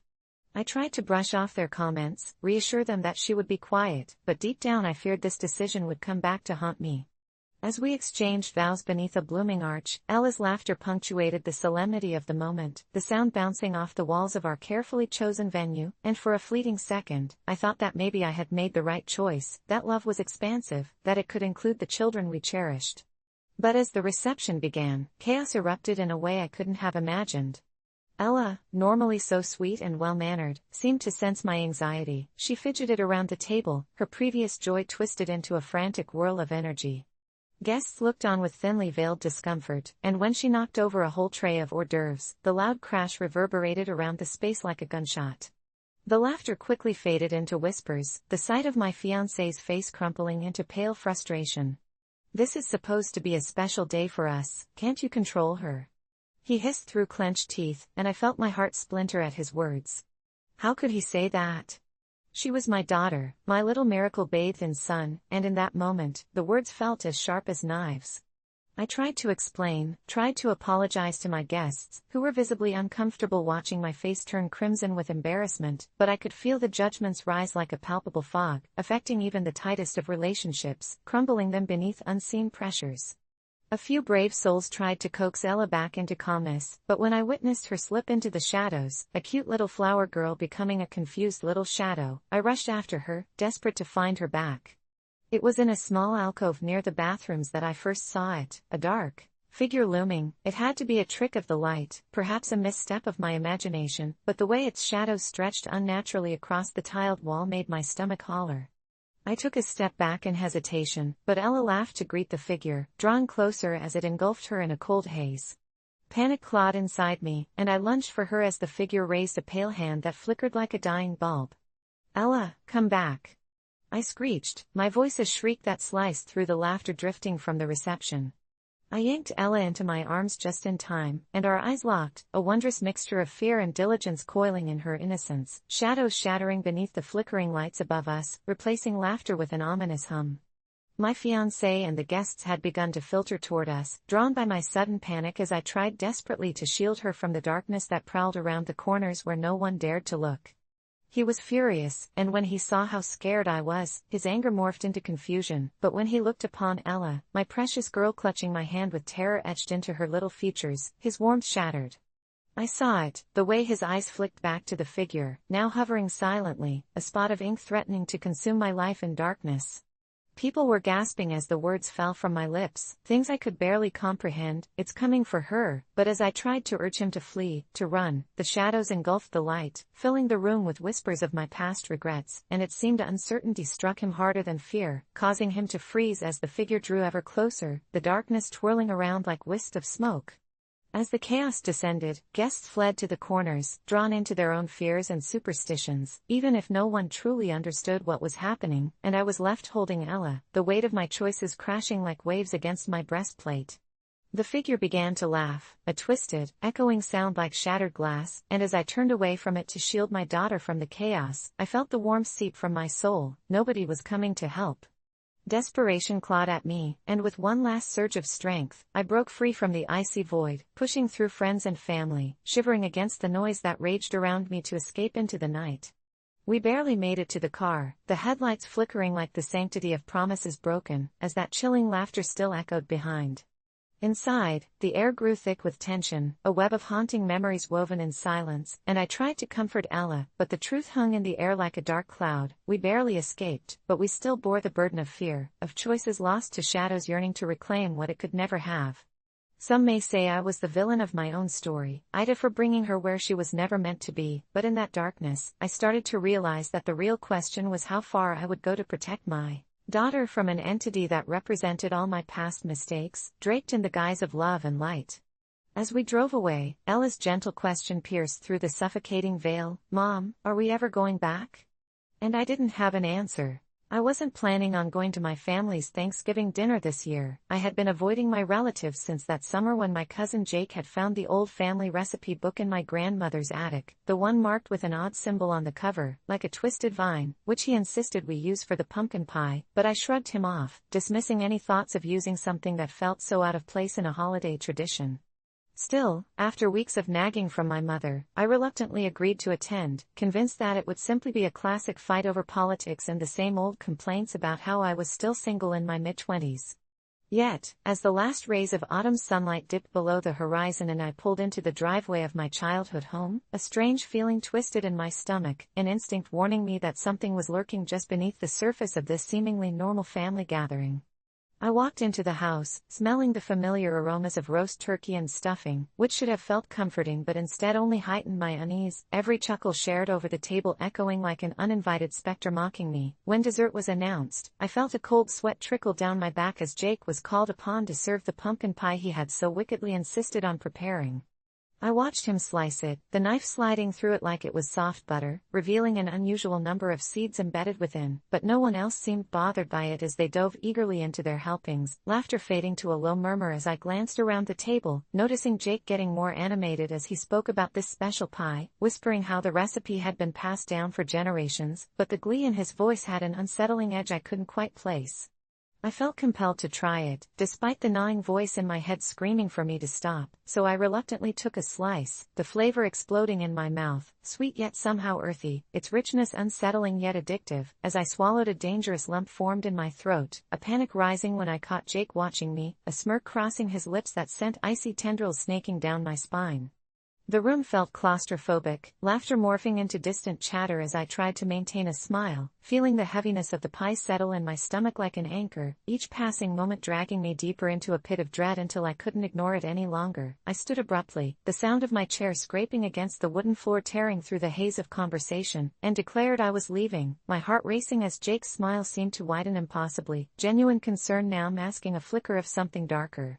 As I hurried out, I could hear my family's confused voices behind me, but all I could think was that I needed to get away from the house, the laughter that once filled it now sounding like derisive whispers in my ears. Storming out into the cool air, I felt both dizzy and wired, plunging into my car and slamming the door, my eyes darting back at the house lit up like a misplaced island of warmth in the dark, a beacon that now felt utterly sinister. It was only when I pulled out of the driveway that I glanced at the rearview mirror and saw Jake standing on the porch with a wide, sickening grin, the odd symbol from the recipe book now burned into my memory, and with every passing moment, the twisted reality began to settle in. What had he really put in that pie? I drove for what felt like hours, heart racing and mind racing faster, the thought of venturing back home making my stomach churn anew, but something inside told me to drive somewhere safe, somewhere normal. After pulling into the nearest gas station, I stumbled inside, seeking solace in the flickering fluorescent lights, but as I approached the cashier, my heart sank when I saw the subtle, knowing smirk on the cashier's face, his fingers idly tapping rhythmically on the counter almost like a signal, and everything that had felt odd lately crashed down on me, the feeling of familiarity, of dread, consuming me whole the second that cashier leaned forward and whispered, low and conspiratorial, "You shouldn't have left, the seed will find its way back to you." I bolted from the station, frantically spitting the words, "What did you mean?" into the window, but only the howling wind answered back, beckoning me home as the road stretched before me like a sinister path. When I finally returned home, the house loomed larger than before, shadows creeping across the porch like fingers grasping for the night. My family's laughter echoed again, but this time it felt warped, a cacophony of invasive whispers, relentlessly urging me to step inside. I pushed through the door and stepped into the dining room, where the remnants of our abandoned dinner remained. The pumpkin pie sat at the center, untouched and glistening in the dying light, looking more like a trophy than a dessert, and my family greeted me with smiles that felt jagged and twisted, eyes glinting as if they were anticipating something I was all too terrified to comprehend. There, at the head of the table, Jake's expression was almost a riddle, a puzzle formed of sinister delight, when he beckoned me forward, commanding me to take a seat, but every instinct within me screamed to run away. I could feel tendrils of darkness wrapping around my limbs, slowly pulling me down into the chair like glue, insistent, as the pie appeared to glare at me, glare with seated familiarity that echoed the night of shadows that still loomed over the house. The last thing I saw before everything spiraled into an unending void was Jake lifting the knife, that same wicked grin plastered across his face as he prepared to serve another slice, my scream of an unrecognizable foreboding cutting through the atmosphere, but dread pooled in my stomach as I knew, at that moment, the seed had begun to grow. I always thought of my sister as my best friend, but everything changed when she married Mark. He was charming at first, but something about him gave me the creeps, like he was always watching, calculating. When they moved into the same town, I was excited to be closer to her, but the more I interacted with Mark, the more I sensed his controlling nature lurking beneath the surface. I'd find myself cringing at the way he spoke to her, each word coated in a smug arrogance that seemed to grow brazen as time went on. He'd often interrupt her, making her laugh off his jabs like they were just bad jokes while I could see the hurt flash across her face. I tried to talk to her about it once, but she brushed it off, insisting he was just being protective, and I could feel an icy wall build between us as she defended him. But there was something inside me that refused to back down. It felt wrong, like watching a slow train wreck you were powerless to stop.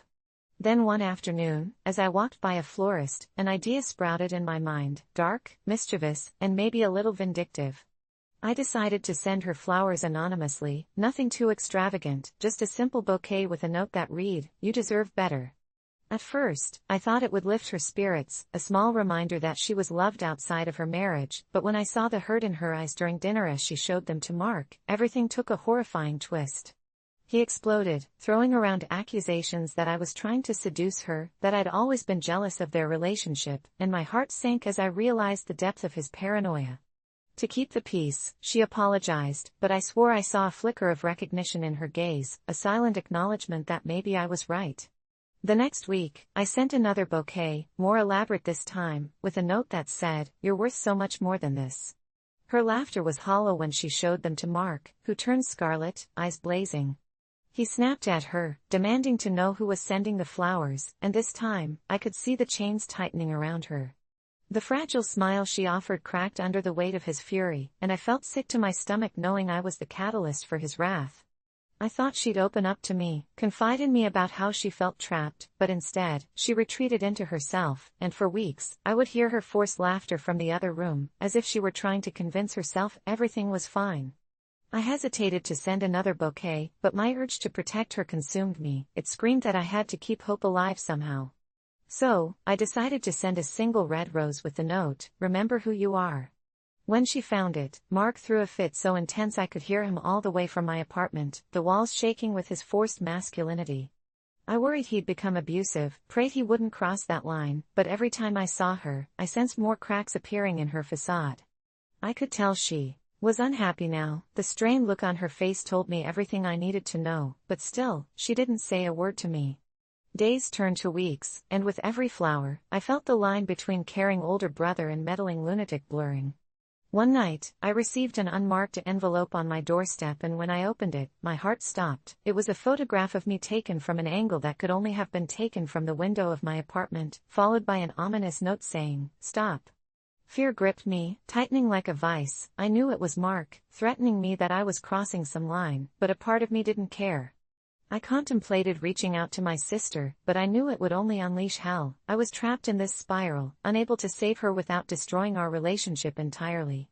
As I lay awake at night, the resolution to protect her only grew. Mark was a disease, and I was an antibiotic trying to fight it, so I decided to make one last move.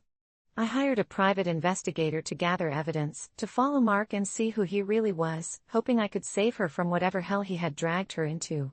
The investigator uncovered chilling truths. Mark had a record of harassment with previous girlfriends, and he'd been reported multiple times for suspicious behavior. Armed with evidence, I finally confronted my sister, pouring out everything I had learned in a desperate attempt to reach her. But instead of relief, something in her demeanor changed. Her eyes hardened as she turned away, and my heart sank.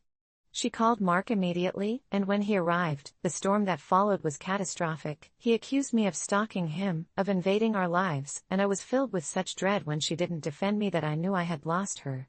My heart twisted as I realized the depths of her loyalty to him, a loyalty he had fostered through manipulation and fear.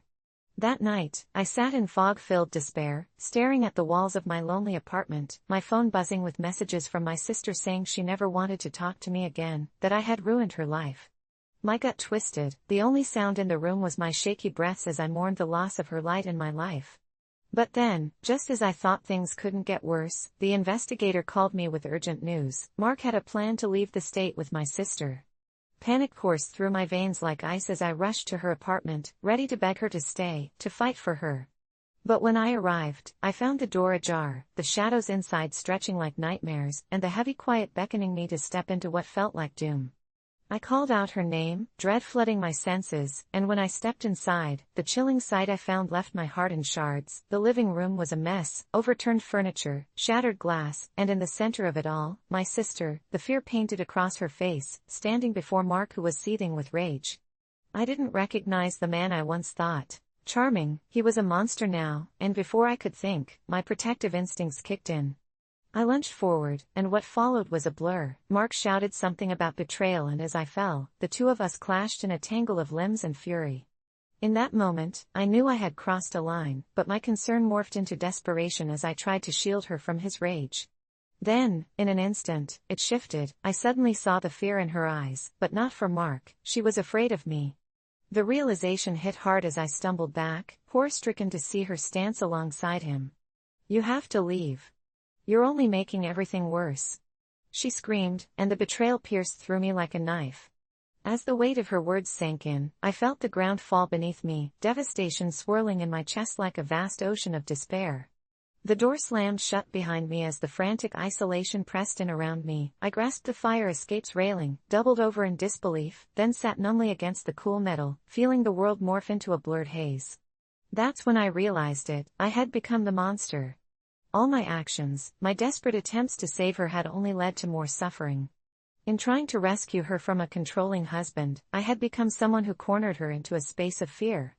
And as I sat there overcome with emptiness, the shadows around me grew more oppressive. I could almost hear Mark's smug laughter echoing in the stillness, and for a fleeting moment, a chilling thought took root. Maybe those flowers had turned into something dark. Were they ever truly about helping her, or had I just harmed the only person I loved? At that moment, I realized I would never be able to sleep soundly again. Ever since my parents divorced, family gatherings had started morphing into tense affairs, but nothing could have prepared me for the fallout when my dad's ex, Marla, showed up unexpectedly one rainy evening, drenched and disheveled, claiming she'd been evicted. As the thunder rumbled outside, I could feel the weight of her presence in our living room, a far cry from the woman I remembered, her usual vibrant laugh now reduced to a shaky whisper as she recounted her misfortunes to my dad, leaning heavily on the coffee table as if it was the only thing keeping her upright. I hung back in the hallway, my heart pounding. My instincts screamed that her flimsy excuses masked something darker, but my dad's sympathetic nods only fueled my unease. I knew how her charm could woo even the most skeptical, and as they discussed her dire situation, I felt something in the pit of my stomach twist. I'd heard the stories of her reckless behavior, her penchant for manipulation, and how she had once left my dad stranded in a sleazy motel with nothing but a change of clothes. My dad was generous to a fault, the kind of man who would give his last dime to someone in need, and while I admired his compassion, I worried he would fall prey to her act once again. I finally decided I couldn't remain a spectator. I stepped into the living room, my palms sweaty and my heart racing as I interrupted their conversation, my voice steadier than I felt. "Dad, we can't let her stay here." The room fell silent. Marla's eyes narrowed, simmering with an anger I had never seen directed toward me before. She quickly masked it with a feigned pout, and my dad's face twisted with confusion. "What do you mean?" "She needs help." I pressed on, my resolve hardening as I recounted her past, how she dragged him through the mud time and time again. "She's not just going to use us as a safety net to escape her own choices." Instead of the agreement I had anticipated, my dad waved my words away, his disappointment cutting deeper than my rejection of Marla seemed to sting her. In a dramatic turn, she dropped her head, feigning tears, and I saw the game in the way her lower lip trembled. "Are you really going to let her down?" My conscience screamed as she pointedly glanced at the spare room door. I fought back the urge to argue as the storm outside intensified, matching the tortured silence in the house. It felt as if lightning would split open the very roof above us. "I just need a week. Just until I get back on my feet," she pleaded, but I knew from experience that 1 week could turn into 1 month and then 1 year. The atmosphere thickened with tension. I could feel my dad wavering, torn between compassion and the realization that I was right, and it made my heart ache. "I'm sorry, but I still think she should leave," I said quietly, desperate to end this stalemate.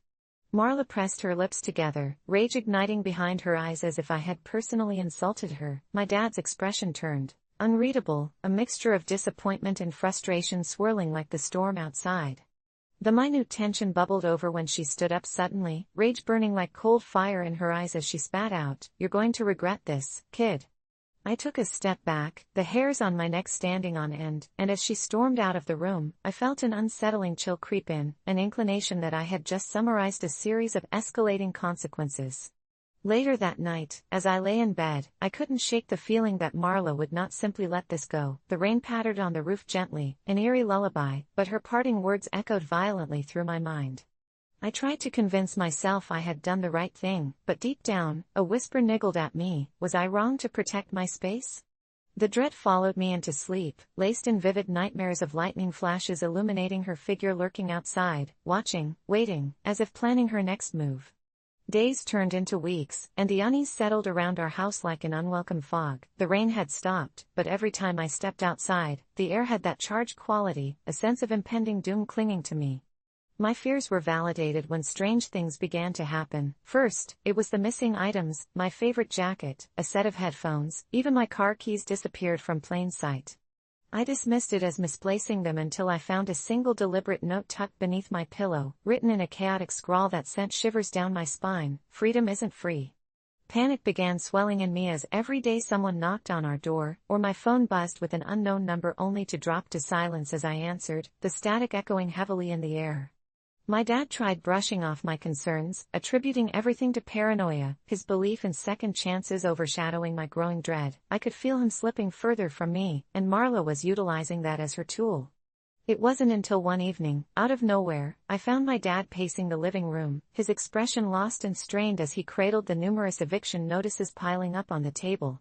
When I strayed closer, glancing at the papers and unable to comprehend why they would impact us, he looked at me helplessly. "She said she would help us." The final thread stretched to a breaking point. I felt the world around me collapse as gravity lost its grip. It wasn't Marla invading our home that terrified me, it was this silent truth that had woven its way into our lives like poison. I raced to my phone, dialing my dad's number with shaking hands, my own heart racing with desperation. I could hear my heart thudding against the walls of my chest like a war drum, and just then, my heart sank when I saw the screen light up minutes later with a familiar unknown number. I hesitated, every gut instinct screaming at me not to answer, but curiosity won. As I lifted the phone to my ear, that same chaotic laughter echoed through the receiver, cruel and mocking. "Didn't I tell you you'd regret it, kid?" It dawned on me, horrifyingly, just how much I had underestimated her. The line crackled with her malevolent glee, and a chill coursed through me like ice. Yet I found my voice. "What do you want?" She responded slowly, each word dripped in venom. "You owe me for all I did for your father. I'll be a part of your life whether you like it or not." I nearly dropped the phone, mouth dry as panic surged, 1,000 terrible possibilities racing through my mind. That night I barricaded my bedroom door, adrenaline pumping as paranoia took hold. Each creak of the house felt sinister, it lingered like a sentient creature, watching for a moment of vulnerability. I knew she was out there, somewhere in the haze, waiting for the perfect moment to make her next move, and with that, I had everything I had wanted to regain balance slip through my fingers. Last summer, I moved into a small neighborhood where everyone seemed friendly at first, but things took a bizarre turn after I had a confrontation with my neighbor, Mr. Thompson. It all started when I casually mentioned to him, while he was washing his yard gnomes, how I preferred parking in my designated spot because it was the only small power I had in the chaos of moving into a new place. He chuckled, waving his sponge like a wand, and assured me he understood my plight. But weeks later, I got the unmistakable vibe that he didn't. Each night after work, I'd come home to find his dented old pickup parked in my spot, encroaching on my territory like a predator marking its territory. Feeling bold one evening, I knocked on his door, my heart thumping violently, and explained my frustration. He grinned wider than any normal person could, his smile stretching across his face until it felt like it threatened to split him open. "It's just a spot," he said, a hint of something darker threading through his placid demeanor, like oil slicking through water. I had to sleep on it before responding because it unsettled me more than I wanted to admit. The following week, I returned home to find his truck occupying my space yet again, and with it, I felt a surge of familiar dread, though I couldn't quite place why. That night, a heavy storm washed over the neighborhood, accompanied by howling winds that rattled windows and sent branches skittering across the pavement. In the middle of my insomnia-fueled anxiety, I thought I heard someone tapping at my window. Peeking through the blinds, I was shocked to see Mr. Thompson standing there, drenched, his face smeared with rain and shadows, that same smile plastered on, more disturbing than ever. He called my name in this playful sing-song voice, but I swear, behind his eyes was something twisted, as if a different creature was behind them. Terrified, I yanked away from the window, hoping he'd disappear, praying for the dawn to come and that everything would just make sense again. The next morning, filled with anxiety-induced bravado, I marched back to his house to confront him fully. His wife, a ghostly figure I rarely saw, answered, her eyes glazed over as if she was looking through the world. I asked her if Mr. Thompson had come home last night, and she blinked at me, slowly, then in a flat voice said he was out working late at the greenhouse. I didn't even know he had one. Confused and feeling a sense of foreboding, I repeated the words in my head like a mantra as I took note of the strange plant-shaped shadows lurking at the edge of his yard. Days passed, and each evening he blocked my parking spot again until I snapped. I marched over, my blood hot and my hands trembling, and confronted him in front of his wife, who just stood there, slack-jawed. "You need to stop parking in my space," I shouted, the sunlight flickering through the leaves casting an eerie glow on us, and for once, Mr. Thompson's smile faded, replaced by a cold, hard glare that cut deep as if he weighed the consequence of my existence. He leaned closer, the air around him growing thick, and that's when I noticed how strange he smelled, like fresh soil and something rotten, before muttering something I couldn't comprehend, words that slithered into an unnatural hiss.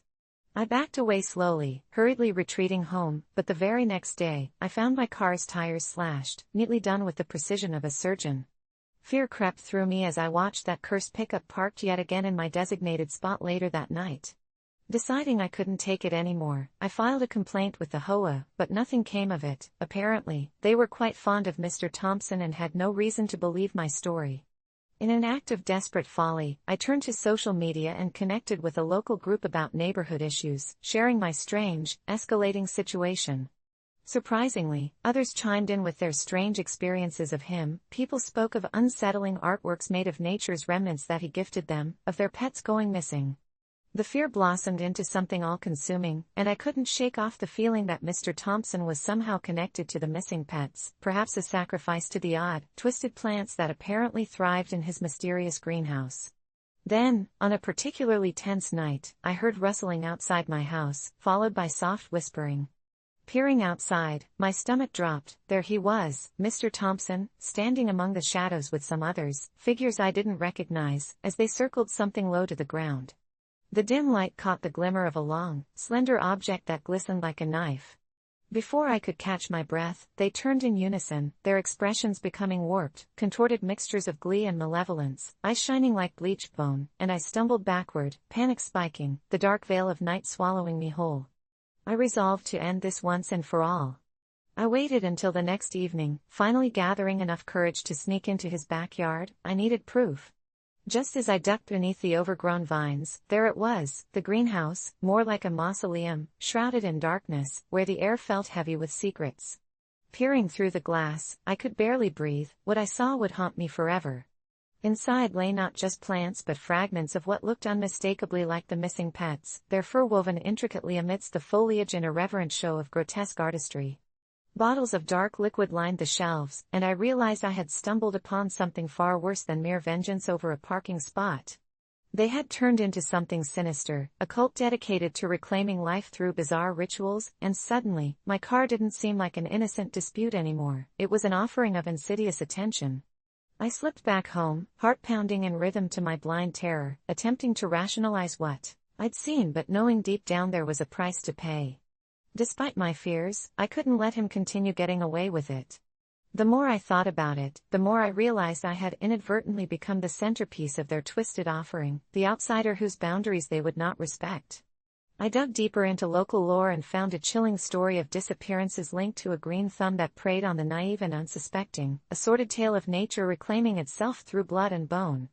By the end of that cursed week, I was determined to leave, sneaking out under the cover of dawn, but when I got to my car, I saw at least 5 gnarled, vine-like tendrils creeping from beneath, wrapping around my tires and digging into the earth like roots. Looking up, I froze in place. There was Mr. Thompson, inches away, that same smile stretched across his face, wild approval dancing in his eyes. "It's just a spot," he whispered, voice smooth and filled with eager resonance. In that moment, I understood what I'd become, just another lost soul to nourish his insatiable craving for dominance over life, held captive with the realization that the only way to escape this otherworldly nightmare would be to surrender my life as a tribute, the very sacrifice that would grant him what he sought. And as he leaned closer, inviting me deeper into the darkness, I screamed internally, realizing I was trapped in a game with no escape, with no answers. AITA for asking him not to park in my spot? It turns out that in this twisted web of existence, sometimes the rules aren't just for parking spaces, they're about survival. The moment I stepped into my classroom that dreary Thursday morning, I could feel a heaviness in the air, a tension coiling like a serpent about to strike, and as the morning sun struggled to filter through the grimy windows, my heart sank when I noticed a sea of students excitedly whispering in the corners, their eyes darting towards Sophia, a bright-eyed, hopeful 15-year-old with an infectious smile that often lit up the room. She had been dreaming of her quinceañera for years, a celebration of her transition into womanhood, and as her teacher, I could see the crescendo of her hopes building with each passing day, especially as she summoned the courage to approach me after class, a breathless determination etched across her face as she asked if I would help her plan it. My instincts screamed at me that something was amiss. Rumors whispered through the halls, hints of troubles at home that not even I, the well-meaning teacher, could unravel fully, but I nodded, a slight encouragement at the corners of my mouth. I agreed to help with the decorations and even promised I'd talk to the administration about allowing her to use the school gym for the event. Yet, as the days turned into weeks and the excitement around her quince spiraled into something resembling fairy tale hype among the students, I couldn't shake the growing unease that shadowed my heart, fueled by encounters I had with her family's financial struggles. When Sophia, glowing and radiant, approached me the following week to finalize some of the plans, I hesitated, the weight of uncertainty clutching at my throat, and when I muttered that I wasn't sure if she could have the quince due to potential issues stemming from her family background, the air thickened, her smile faltered, the color drained from her cheeks like someone had pulled the plug on her dream. A stunned silence fell over the classroom, the other students leaning in, wide-eyed, and I tried to clarify myself, to retract my words, but the damage was done. She turned on her heel and fled, leaving behind an echo of disbelief. From that moment on, I felt a shift. The whispers grew louder, not just amongst the students, but I could feel the chastising stares of the faculty, their judgment as corrosive as acid, speculating if I crushed a girl's aspirations with a careless comment. Days slipped by in a haze of regret, Sophia avoiding my gaze, her laughter replaced with a sorrowful hush, and just when I thought I might make amends, I was hit with an email from the school's principal informing me that Sophia's family had withdrawn her from school, effective immediately. Panic clawed at my chest. I wanted to reach out, to apologize, to let her know I never meant to upset her, but the digital void was deafening, a complete stop to all communication, and I was left to wonder if my offhanded comment had spiraled into something far darker than I could comprehend, until one night, after tossing and turning under blankets of regret, I received a chilling email from Sophia herself. The subject line read simply, "You were right," and as I opened it, I felt ice peel back the layers of my guilt. The email revealed that her home life had grown increasingly chaotic, her family struggling with unseen demons, her father losing his job, the celebratory dresses replaced with hunger pangs, and buried within the paragraphs was something that made my heart lurch. She wrote of a plan to reclaim her narrative, to find hope amidst the shadows that threatened to consume her entire existence, and as I read her words, the line blurred between despair and resolve, making me question my own role, my own cruel insensitivity, for I realized too late that my uncertainty had not only cast a cloud over her quinceañera but had transformed into something far more sinister. It had unwittingly exposed a fracture that ran deeper, something I never grasped until it was too late. The email concluded with just a single question: is there really a chance for me? The sorrow woven through her words struck me, coursed through my veins like a wildfire, igniting a desperation to reach out and guide her, but when I tried, my emails bounced back. Her family had severed all ties, pulling her from the world that had become too oppressive, too unforgiving, and it struck me like an axe splintering wood. My hope for her future had become twisted with every moment I'd let my doubts fester and grow, leaving me with a shrouded understanding in the silence that followed her departure. The echoes of laughter that once filled my classroom were replaced by an eerie stillness, and as I sat, the burden of guilt settling on my shoulders like a heavy coat, I couldn't help but wonder if I had not only become a stranger in her life but a ghost in my own, a cautionary tale of how a thoughtless remark, even in the name of caution, could chip away at the dreams of someone so young, trapped in the shadows of their own despair. All because I had been too afraid to believe in the chances that flickered like a distant candle, extinguished by my own doubts. When my mom told us she was marrying Gary, the first thought that crossed my mind was disbelief. It wasn't even a month since Dad had walked out, leaving us shattered and frail, and now she was inviting a stranger into our lives, a man whose mere presence made my skin crawl. Initially, I tried to be supportive, brushing aside my gut feelings as selfishness, so I told myself that maybe this was her way of coping, a distraction from our family's collapse. But as the weeks dragged on, it became agonizingly clear that Gary was not just a temporary figure in our lives, he was here to stay. He brought along with him a chilling entitlement, like the world belonged to him, and as he forced his way through our family, I felt more like a visitor in my own home, an intruder watching the landscape of my childhood warp under his influence.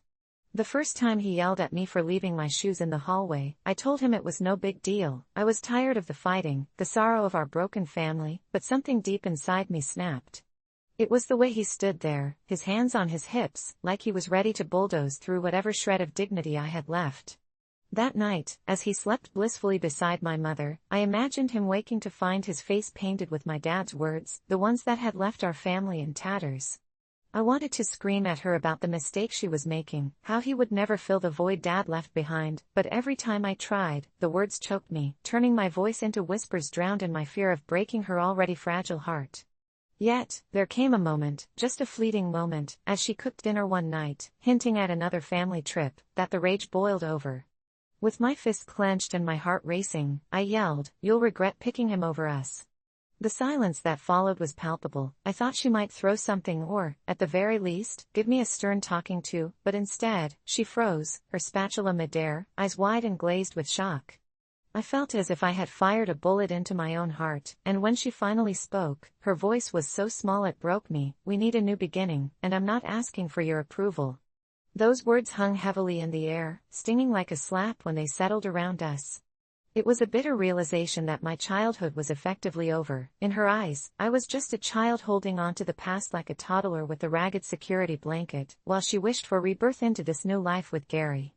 What followed was a spiral, a slow, excruciating descent into a reality I hadn't signed up for.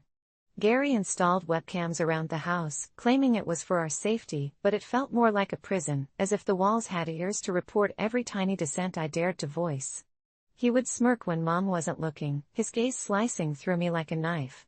Every meal became a twisted game of familial chess, his oily laughter ringing in my ears as Mom cooked for him, entirely ignoring my existence. I spent nights lying awake in bed, replaying that moment, wishing I had said something else, anything else, to sway her away from him, but every offer of concern bounced off her like rain on a roof.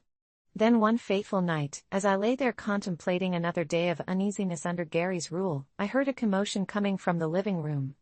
I crept out of bed, heart thumping, to find him yelling at Mom, who was crying as she tried to reason with him, her voice cracking. I wanted to rush in, to yell at him to leave her alone. Instead, I froze, paralyzed with fear. That was when she let it slip, slightly drunken, her guard down, that she didn't want us anymore. It was a bomb going off in my chest. I stumbled back into my room, tears burning my cheeks. It was like the ground had opened to swallow me whole. I thought about how far we could fall as a family, about how Gary would exploit this weakness, so when Gary struts into my room a few days later, waving a crumpled paper, I half expected him to tell me about a new rule. Instead, he smirked and said, "I'm adopting you, kiddo. It's about time you accepted this." That's when I snapped. I realized I had been a puppet, letting them walk all over my hurt, so I shouted back, "You're not my father."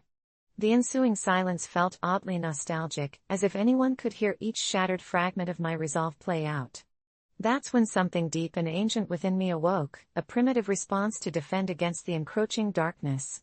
I confronted my mom one last time, trembling but determined. I addressed the reality with her, recalling moment after moment of her dismissive disbelief.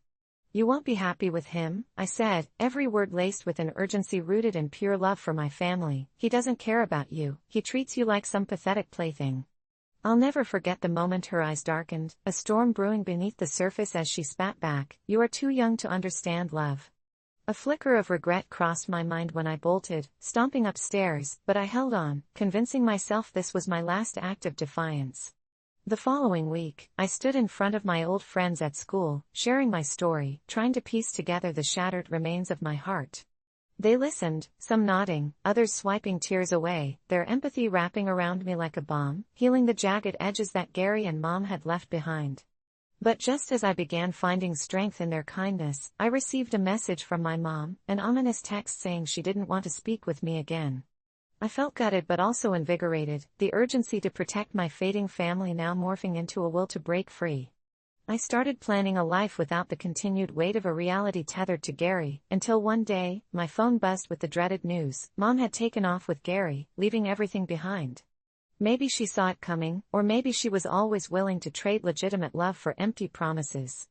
And in that moment, as I stood in the remnants of a lifelong stifled, I realized, perhaps I was wrong to claim she would regret her choices. The devastation of my truth had always belonged to her, driving me forward as the weight of her choices shattered my once unbreakable spirit. As I sit here writing this, the heaviness of the loss smarting in my chest, I can't help but wonder, in a way, if she did regret it, for in gaining a husband, she lost her children, and that emptiness is louder than any curse cast upon her. AITA for requesting an explanation for my money being spent without my consent? It started with a casual text from my sister, Emma, asking about some weird charges on my bank statement. At first, I thought she was just being paranoid, but that changed when I saw the numbers myself. I had already been on edge ever since I started to notice odd things around my apartment, items misplaced, food disappearing from my fridge, and the eerie sensation that someone was watching me. At first, I brushed it off as stress from my recently taxing job, but as the charges piled up and Emma discovered 4 mysterious withdrawals totaling over $1,000, I began to quake with a fear that flared deep within me. When I confronted Emma, she appeared genuinely concerned, urging me to monitor my accounts, and I couldn't shake the feeling that something foul was lurking underneath. It wasn't just my money at stake but possibly my very security. One night, frayed with the tension, I decided to take action and installed a couple of security cameras around my apartment, small, inconspicuous, and just enough to give me peace of mind. Days passed, and everything seemed normal, until one evening I reviewed the footage and what I saw made my stomach drop, an unknown figure slipping through my back door, their movements too fluid, too practiced. It was a mess of jerky limbs, a shadow that crept between comfort and chaos. My heart raced as I flipped through the clips, finding evidence of this intrusion every night, a routine that felt like a sinister ballet played out on my own floor. I found myself losing sleep over the thought of this uninvited guest, replaying the footage over and over until I began to recognize patterns. He'd always visit around 2 a.m., rifling through my belongings, sometimes even holding my credit card, his face obscured by a cheap mask, but his hands, oh God, those hands, were skeletal, fingers darting like spiders, and it chilled my blood to watch him swipe my card for groceries, for God knows what with my hard-earned cash. I decided I had to do something drastic.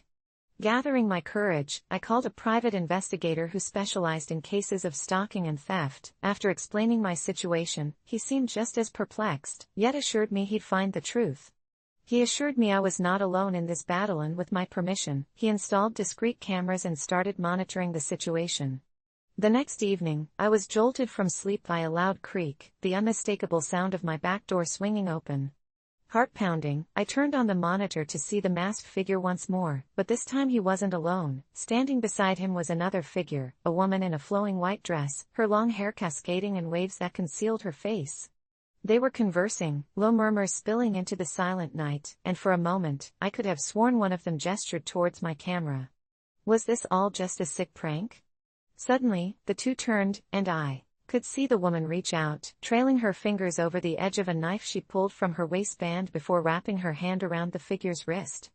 Something deep in my gut warned me that they were no ordinary thieves. This was a premeditated act, some grotesque performance playing out in my living room. I felt paralyzed, half wishing to flee while simultaneously entranced by the surreal nature of it all. Just then, the woman looked directly into the camera and I swear she smiled, a wide, toothy grin that shattered my nerves into a million pieces. The following days descended into pure madness. I began receiving letters slipped under my door, the kind of letters that feel like a taunt from an unseen adversary. They spoke in riddles and whispered of my past, old secrets I thought I had buried alive, tales of debts I never acknowledged, family issues long resolved, and a chilling prophecy about how my curiosity would be my undoing. Night after night, I received strange deliveries, packages filled with personal items from my childhood, acquired during those hellish break-ins but intended for some twisted purpose only they understood. Then everything came crashing down on an ordinary Thursday evening when I received a chilling text from Emma. "I think they know about us," it read, accompanied by a picture of her home, the same woman from my video standing just outside her window, a finger pressed to her lips, as if to silence her. Panic surged through my body, and I dialed her number, begging to know if she was okay, but when she answered, her voice carried a tremor. "They came to my house, Jamie, asking about you. They said you were supposed to pay the price." Tears streamed down my face, clutching at my phone as she continued, "They told me to tell you to stop investigating or else." The call ended abruptly. I stood in my kitchen, staring blankly at the wall, dread choking me. After that, my world spiraled rapidly into an abyss of paranoia. Every sound morphed into a threat, shadows danced menacingly at the corners of my vision, and the silence was punctuated by an awareness I wished I could escape. I couldn't sleep, couldn't eat, couldn't breathe, trapped in an existential maze of horror. One fateful night, I mustered the courage to confront the twisted reality of my life. I figured if they wanted me, I'd meet them on my terms. I set up a final trap, luring them in with the results of my mounting searches, fake articles about how to win the lottery and the secret to eternal youth. I awoke just past midnight to the unmistakable sound of shuffling by my window. I could barely breathe as I crawled toward the security camera, heart racing, praying one final act would unveil the truth behind all of this. They slipped inside, the woman's laugh cutting through the insistent quiet as she plucked treasures from my drawers, memories, trinkets, possessions that were once dear to me. And then she turned, the mask slipping off her head to expose a face I knew all too well, my own twisted grin reflected in a funhouse mirror, stripped of its humanity. And there, standing beside her, was the very figure I had panicked over, his presence dark and foreboding. I realized, in that heart-stopping moment, that they were me, manifestations of every sin I'd ever committed rising to envelop me, whispering sweet promises of freedom if only I would embrace the chaos. At that moment, my fate lay in their hands, their hollow words chilling me to the bone as they reminded me, "You always wanted to know." I never thought a simple act of love would spiral into a nightmare, but here I am, trapped in a dark web of regret and horror. It all began when my daughter, Claire, who had been a vibrant light in my life, introduced me to her partner, Mia, and their gorgeous twin daughters, Lily and Rose. They were the kind of girls who left trails of glitter and laughter wherever they went, but with their busy lives and my own responsibilities, I felt that a handmade gesture would reconnect us all. So, I spent weeks sewing two cozy, colorful quilts adorned with intricate patterns of flowers and butterflies, one for each girl. The day I presented them, the delight in their eyes made every cut and stitch worth it, and at that moment, I basked in their joy, never knowing the darkness that lay ahead. It wasn't long after that, on a seemingly ordinary weekend, that strange things began to happen. It started when Lily fell ill with what Claire insisted was a common cold, but the next day, Rose also came down with the same symptoms. Then, a week later, Claire reached out to me in a panic. The girls had developed strange rashes on their arms and legs that seemed to flare up after curling up under the very quilts I had made. I felt a prick of unease, but I dismissed it, thinking it must have been an adverse reaction to the fabric I had used. "They'll be fine," I reassured her, though my heart was pounding as I hung up the phone. Then, more disturbing occurrences began to pile up. The family's cat, a fluffy tabby named Muffin, went missing, and one night I distinctly heard hushed voices coming from the girls' room. Concerned, I knocked, and Claire opened the door just enough to peek through, her face as pale as the moonlight illuminating the hallway. I could see the girls huddled under the blankets, whispering, but not talking to anyone as I recognized, perhaps playing some innocent game. Yet their giggles seemed unnaturally high-pitched and echoed unsettlingly in my ears. I brushed it off as growing pains of parenthood and carried on, crafting more quilts to send their way in a futile attempt to brush the darkness away. That wrong turn led me down a path of disbelief when one evening, as I looked through my sewing supplies, I stumbled upon something horrifying, tiny strips of fabric that looked almost like hair. Horrified, I collapsed into a parent's worst nightmare. The girls weren't just playing, they were weaving something darker than I could fathom. I found myself waking up in cold sweats, the images of my beloved grandchildren flickering in flame-like visions, the sound of their laughter turning into shrill screams. Barely sleeping, I found myself almost instinctively checking in on them more often, but each visit felt more shadowy than the last. One Friday night, driven by an unfathomable pull, I decided to follow those haunting whispers. It led me to the door of their room once more, but this time something shifted in me. Instead of fear, a deep curiosity consumed me. Peeking through the crack made my breath hitch. The girls were seated cross-legged on the floor, surrounded by a circle of candles illuminating a strange symbol drawn in chalk. Before them lay the quilts, their colors appearing almost too vibrant, too alive, and they were using them as an altar of sorts. I opened the door wider, my heart hammering, to find the girls chanting in a language I couldn't comprehend, their innocent faces now twisted into something unsettling, eyes too old for their little bodies, gleaming with a hunger I had never seen before.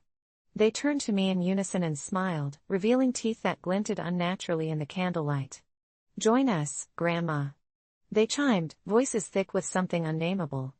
I didn't know what to do. Every maternal instinct screamed for me to pull them away from whatever malevolence they were dabbling in. Yet another part of me, perhaps the deeper, darker part, was both terrified and fascinated.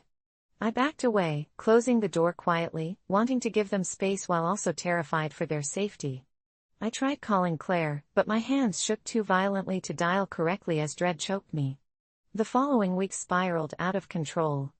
The more I tried to distance myself from the girls, the more the dark energy seemed to repulse me. It became evident to me that their rashes had worsened, and I saw a subtle change in Claire too: tangled hair, dark circles under her eyes, a sense of fatigue that aged her rapidly. When I finally managed to pry it from her lips, Claire admitted the girls had started talking about the night of offerings and other strange rituals, things that had no place in a child's imagination, and I felt faint. Panic surged through my veins. I needed to act before it spiraled completely out of control, but every time I tried to confront Mia and Claire, they brushed it off as just childhood imagination. But as their grandmother, I couldn't shake that feeling. I snuck around their house one night while they were out, trying to gather anything unusual. In the attic, buried beneath old toys, I found a tattered book filled with illustrations of symbols and relentless incantations. I flipped through it, confusion giving way to horror as the truth struck me: a dark lineage, a twisted legacy that my family seemed to have avoided, but now threatened to awaken with my innocent gestures of love. I ripped the book shut and stumbled out of the house, barely breathing, feeling the weight of my actions suffocate me. The quilting I thought would bind our family together was pulling me into something far more sinister. A choice had to be made. I began to cut ties, slowly withdrawing from their lives, desperate to protect my own sanity, but the girls grew more insistent, more invasive, as if sensing my fear and reluctance. At a family gathering later, I watched them closely. Something shifted in me when Rose smiled at me, a smile that seemed almost predatory. I felt as though she knew the truth of my cowardice. When I could take it no longer, I gathered everyone and blurted out all I had found, all that I had deciphered from the tattered book. Instead of disbelief, their laughter filled the air again, but it felt different, sharp and menacing. "It's not a game, Grandma," they said in unison, voices layered with something vile that chilled my very spirit. It was too late. I couldn't escape this. As Claire and Mia exchanged glances filled with acknowledgement, my heart sank. "You made a mistake," Claire said, and I felt my pulse quicken. I thought about the blankets, the love I had poured into those quilts, and it hit me: the offerings they spoke of were not mere children's games, and now I knew I was not just the innocent grandmother in this twisted tale. I had woven my own entrapment with every stitch and thread. I looked into the girls' eyes, shivers racing down my spine, realizing that they had drawn me into their machinations far deeper than I dared to believe, and it was there, nestled inside those blankets, where the true monstrosity lay waiting for the moment they decided to claim it. "So," I ask again, "AITA for making my lesbian daughter's children blankets?" I always thought the engagement ring my grandmother bequeathed to me was just a family heirloom, sparkling with history and nostalgic whispers of love, but ever since her funeral, it transformed into something else entirely, something sinister.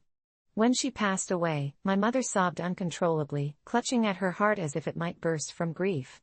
Amidst the echoes of mourning, I received the delicate ring, an intricate weave of gold, encrusted with a single brilliant diamond that seemed to pulse with a heartbeat of its own under the flickering chapel lights.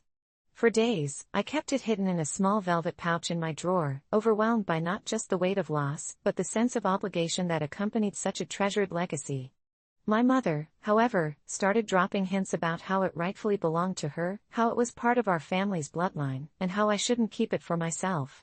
But I couldn't shake the feeling that the ring was meant for me, and the fiery tug-of-war between familial loyalty and personal desire only intensified when I put it on. I swear I could hear my grandmother's voice whispering to me in the silence of my lonely room, coaxing me to protect it, to honor it. Then, the odd things began to happen. Shadows stretched across my walls, dark fingers creeping along the edges of my vision when I was alone at night, and every time I caught a glance of my reflection while wearing the ring, I felt a stranger staring back at me, but with my grandmother's warm smile creeping into her lips. My mother grew more frantic, restless, even desperate, and I began to piece together a darker story, one where the ring was a vessel for my grandmother's spirit, fiercely protective and unyielding. A week later, in a feverish dream, I found myself sitting at an enormous old table surrounded by flickering candles. My grandmother sat across from me, her smile soothing yet demanding. "This is your responsibility now," she said, her voice echoing off the walls like a forgotten lullaby, and even in the dream realm, I could feel the weight of that responsibility pressing against my chest. I woke up sweating, the ring still settling into the cool, clammy skin of my finger, a reminder that whatever this was, it flowed far deeper than a mere inheritance. It was legacy, it was obligation, it was power.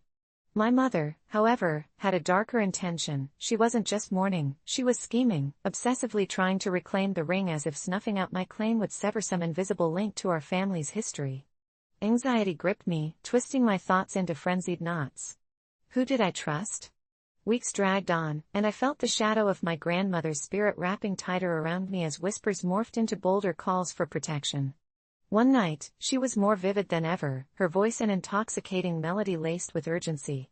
"It's not safe anymore," she warned, making me question what I'd stumbled into. Paranoid and restless, I began to notice my mother getting darker, her mood shifting inconsistently like a thunderstorm churning in the distance, and the way she looked at me began to shift, from concern to an unsettling intensity that made cold trickles dance down my spine. I told her I would not give back the ring, and the clash between us felt like a rift splitting through the very fabric of our family. It was on that night, amid the hazy air of our argument, that the electrical hum of energy crackled, and the lights flickered as if my grandmother's spirit was the very essence fueling the atmosphere. My mother's voice darkened, exposing a bitter undercurrent intertwined with anger and sorrow, revealing that she believed I was chosen to carry a curse rather than a blessing. A bone-chilling laugh erupted from her throat, twisting my insides into knots, an echo I'd never encountered before. That night, sleep was a distant memory as dread gnawed at my gut, yet finally, exhausted and restless, I slipped into slumber sometime after dawn, prompting my mind to play tricks on me as I entered a world where the walls swirled like shadows. My dreams morphed, becoming grotesque and vivid, filled with whispers like a low hum echoing around a cavernous chamber, the very essence of my grandmother enveloping me, melding past and future. I saw visions of my mother, filled with rage and desperation, lunging for the ring that sat snugly on my finger, and with each harrowing vision, the weight of her fury clawed at my insides. When morning finally arrived, a surge of dread spiraled down my spine, pushing me to confront the reality that lay ahead. I ventured downstairs only to find the house still as a grave, and the air felt thick with an unsettling tension, the remnants of the argument hanging heavy like fog. I reached for the delicate ring only to find it had vanished from my nightstand, and panic gripped me. Where could it be? My heart thudded violently as I trudged through the house, searching high and low until I stumbled into my mother's dimly lit study. In the center of the room stood my mother, clutching the ring with feather-light fingers, a manic glimmer alight in her eyes that sent my heart racing and my defenses rising. "You don't understand, do you?" she hissed, her voice woven with a cunning that chilled my bones. I was taken aback, every part of me screamed to reclaim what was rightfully mine, but the air between us crackled with an energy that felt almost ancient. Within her eyes, I glimpsed something dark, and suddenly the realization hit, and I understood the truth. It was more than just a ring, it was a battleground for our grandmother's spirit, a catalyst seeking to protect what once was, sparring between desire and duty, life and death. But before I could grasp the weight of that revelation, my mother raised her hands, clutching the ring like a talisman, refusing to accept its rightful fate. In that moment, the temperature in the room plunged, and a shadow loomed behind her, clearer than day. It was my grandmother, her face twisted in indignation, furious that we were tearing ourselves apart over something that was supposed to symbolize love. Everything spiraled out of control in that tense standoff, voices growing louder, breaths quickening, and as my mother let out a primal scream, the ring began to tremble as the spectral figure flared to life, her voice deafening, filled with a tidal wave of anguish and fury. "Release it to the one who knows the truth. It was never yours to take," she declared, and just like that, amidst a whirlwind of emotions, the house began to shake violently, glasses shattering while chaos reigned, leaving me standing there, the weight of decision crashing down like a tidal wave, because in that moment, I realized it wasn't about giving back the ring, it was about reclaiming the love it represented and making a choice. So no, I didn't give back the engagement ring. I chose to embrace the echoes of my family's love, to acknowledge what my grandmother whispered through the void, where grief and fear dance hand in hand. And eventually, it became clear, some inheritances are a burden, but they also shine a profound light on who we choose to become amid the chaos, though the shadows still linger, and I wonder if the whispers will ever truly fade. When my husband, Mark, met Tyler at the gym, I thought it was harmless. I was glad to see him making a new friend after years of long nights working his sales job. But as their friendship blossomed, spontaneous workouts, late-night phone calls, and weekend outings, I couldn't shake the feeling that I had become a ghost in my own home, a specter hovering over what used to be our strong family unit, especially as our family tradition of Sunday dinners began to wither like a neglected plant. It felt foreign, like watching someone else take my place at the head of the table where we once laughed and shared stories. I tried to be supportive, reminding him of our Sunday gatherings that had anchored us through both good and bad times, but each time I brought it up, he brushed me off with a half-hearted, "We can do it next week." Weeks turned into months, and soon we were only eating dinner together when he was too tired to go out with Tyler. My frustration turned into resentment. I tried confronting him, but every time I mentioned how much our tradition meant to me, Mark threw in an eye roll as if I were an old-fashioned relic, stuck in a past he had outgrown. The Sundays I had cherished turned into silent nights filled with cold pasta and leftover memories, and though I hoped he would see how much I was suffering, it felt like I was speaking into a void. That's when everything changed. Tyler invited us out to a fancy restaurant downtown, and Mark, without checking with me, enthusiastically accepted, trying to mask the guilt beneath his excitement. I had reached a tipping point by then. The idea of my family tradition being outclassed by what I saw as a fleeting friendship snapped something inside me. I told Mark, absolutely desperate for his attention, that I wanted him to prioritize our family traditions over this new friendship, but instead of seeing my pain, he exploded in frustration, accusing me of being controlling and jealous of his friendships, hurling words like selfish and old-fashioned at me like daggers. On that fateful Sunday, when he chose to go out with Tyler instead of coming home for the traditional meal we'd wrestled to prepare together, I felt an icy grip clench around my heart. Alone in the kitchen, I meticulously set the table for a family that no longer existed in the way I longed for it to. When the clock ticked past the hour we would typically start eating, shadowy memories whipped around me, our kids giggling as they waged food fights, Mark's booming laugh filling the air, the sweet smell of garlic bread wafting through the house as though it were the very essence of our shared life.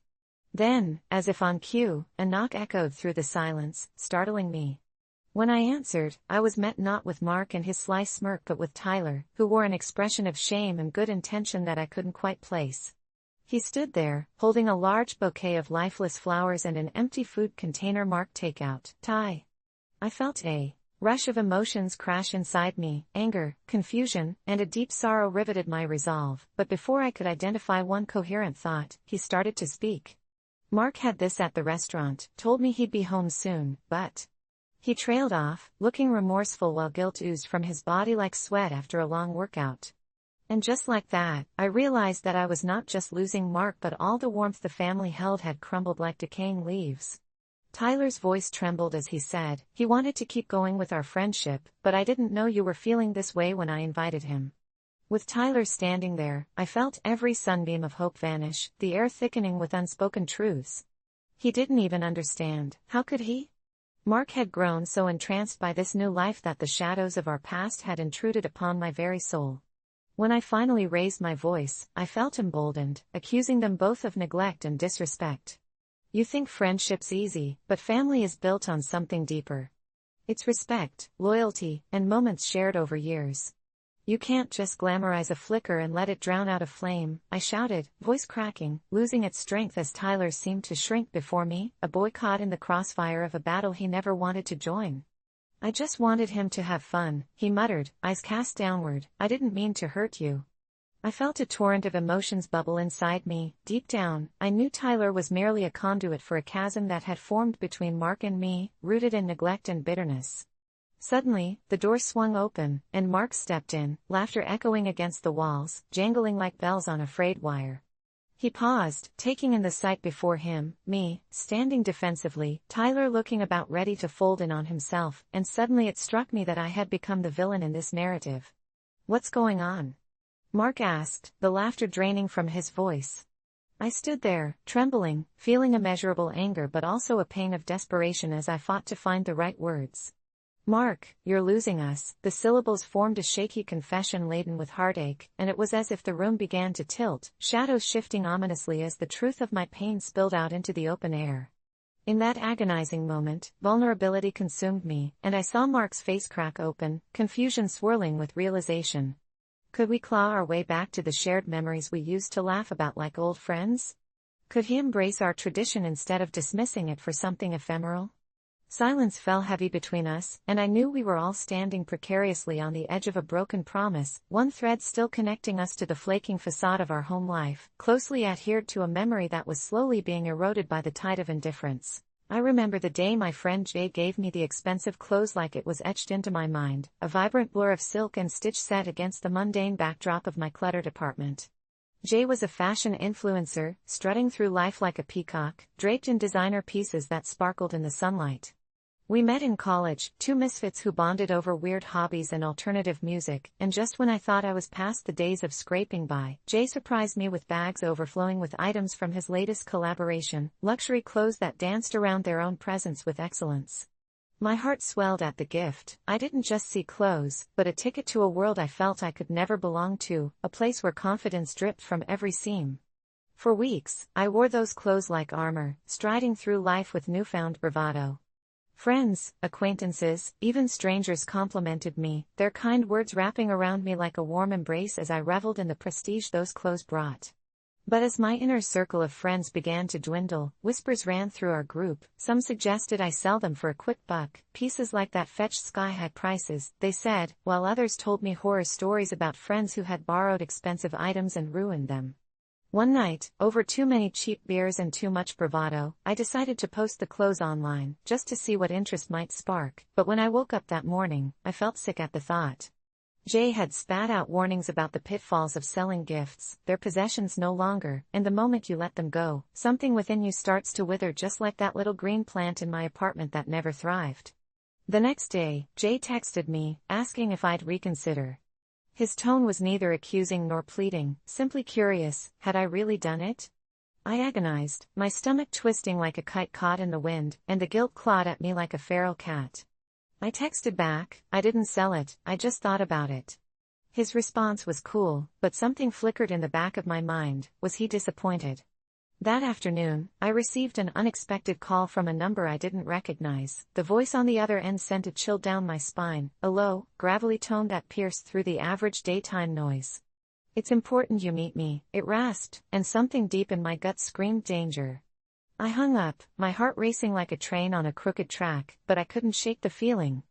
It gnawed at me for days. Then came the confrontation over dinner, the smells of pizza and soda fading into a background haze as Jay's voice cut through the silence. "You need to sell them, you're missing the opportunity here," he urged, but there was something darker behind his eyes, the flicker of something almost predatory, and as I lifted my glass, I realized that his grip on the table trembled slightly. "You don't get it. I can't take something precious and just throw it away," I reasoned, but he leaned closer, and I was struck by an icy claw of fear. "They don't belong to you," he hissed, his fingers curling like talons around the remnants of his slice of pizza, and I felt that inexplicable emptiness inside me flare into something jagged and immense. Later that night as I tossed and turned, my phone buzzed like a vibrant insect in the darkness. It was Jay, asking me for a photo of the clothes, seemingly innocent, but I could feel that disturbing edge underneath, coiling tighter around my mind. Caught between paranoia and friendship, I decided to ignore it, but my reluctance spiraled into an insatiable paranoia as every knock on my door echoed through my dreams. Weeks crawled by, and out of nowhere, I began receiving mysterious messages, strangers reaching out claiming to know Jay, their words slick with venom that suggested I needed to wear those clothes again or risk facing a spiritual wrath. The clothes, I learned, bore an offense only those deep in the fashion underworld could understand. They weren't mere garments, they were trophies of popularity, each thread woven from the hopes and struggles of those who desired fame before me. What had I stumbled into? I wondered, but every time I tried to confront Jay, he sidestepped me, elusive and disquietingly charming. One evening, in an effort to reclaim control, I turned on the lights in my living room and held the clothes hostage in plain sight, confronting them like they were sentient beings with an unholy agenda. I snapped a picture, half expecting to see demons lurking around the edges of the frame.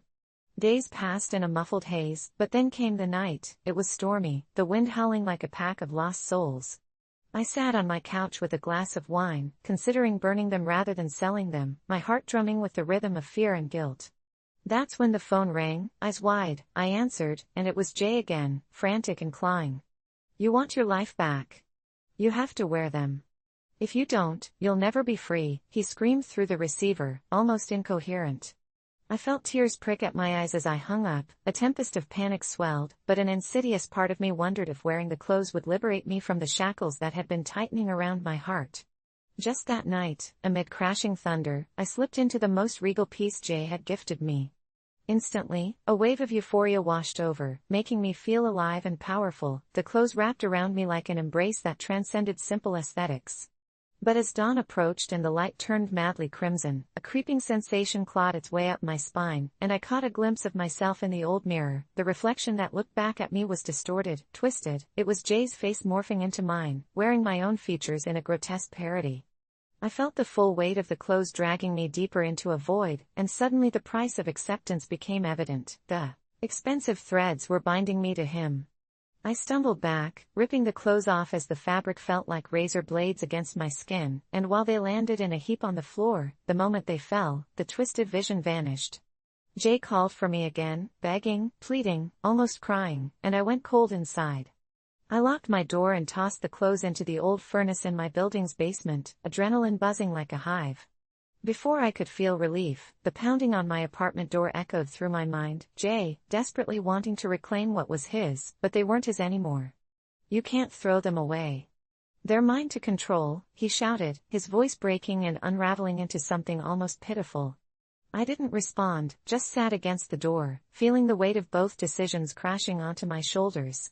Hours crept by, and as the sun rose, I felt the tension lift as if a dark cloud had finally broken. But as I settled into that dawning tranquility, my phone buzzed with notifications, cold dread seeping back into my bones. Picture after picture poured in, Jay wearing them one by one, each snap more distorted and vengeful than the last. The final image etched a nightmare into my mind, Jay's face, grinning sickeningly as he held up a crude feedback board of my friends begging me to join them in this fashion parade, my reflection emerging from the depths of hell itself, a twisted war of dominance vibrant enough to burn the retina. At that moment, lying on my kitchen floor, I felt like I was ripped apart by threads of consequence and heartbreak. Jay wasn't just a friend anymore, he was a creature of desire, hungry for the essence that tethered me to the world I thought I understood. I was escalating into his warped image of fame, and all I could do was huddle in the corner of the room, wondering whether the price was too steep.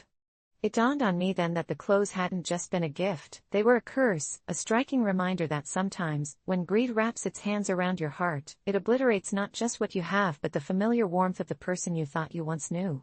Thanksgiving had always been a family affair in my house, but this year felt different. This year, my husband eagerly announced his friend might be bringing her dog to dinner. Her dog, a strange hybrid mix of some kind of terrier and things I couldn't even identify, had a penchant for mischief, and as someone who had witnessed the aftermath of its chaotic visits in the past, I immediately felt a chill creep down my spine. From the moment I said no to the canine inclusion, an unseen tension crackled through the air like static electricity, my husband's face darkened, and a silenced argument bubbled beneath the surface.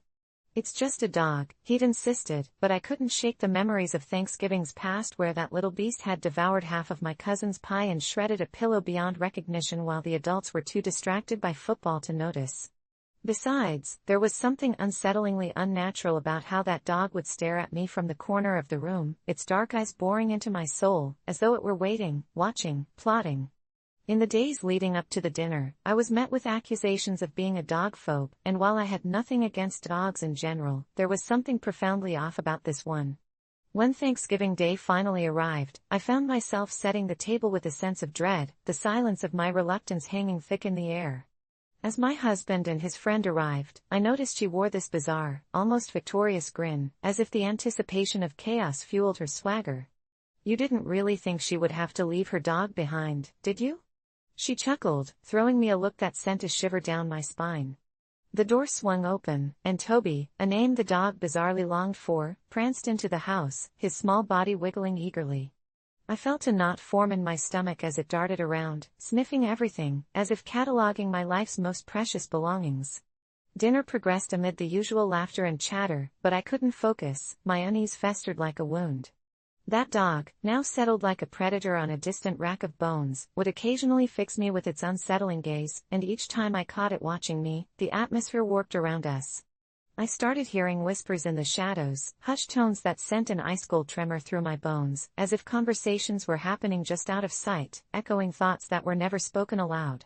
The friendly barking morphed into something darker as the hours rolled on, and laughter turned hollow, every cheerful exchange gouging deeper into my consciousness, replacing comfort with creeping dread.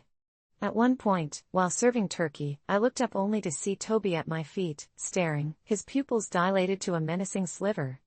In that very moment, the power flickered, plunging us into darkness before the lights stubbornly returned, and suddenly it wasn't just the dog watching me, it felt as if something else lurked beneath the surface, hidden yet glaring. My eyes skimmed across the room, grasping for a shred of normalcy, only to lock onto Toby, who now seemed frozen, his body tense, poised as if preparing for something unspeakable. I forced a laugh when my husband and his friend joined me, but everything felt warped, strange, unsettling, a distortion of reality wrapped in familial love. When the dessert arrived, I felt the vibration of panic crawl through my fingertips as I skimmed across the table. I had baked a pumpkin pie my grandmother used to make. Just as I placed the pie down, Toby darted forward like a sprinter at the starting gun, sending the beautiful piece of pie flying to the ground, shattered into an unrecognizable mess. Everyone gasped, laughter dissolving into disbelief as my husband yelled, "Toby, no!" My pulse quickened, and in that instant of chaos, I felt an overwhelming sense of urgency, a silent signal that something was horribly wrong. The dog wasn't just clumsy, he was deliberate, and I desperately shouted, "Get that thing outside!" Something in my voice snapped through the tension, and as Toby was whisked away, I turned to see my husband's friend buckle in response. The joy she'd entered with had morphed into something closer to rage. "What's wrong with you?" she hissed, her voice suddenly low, laced with venom.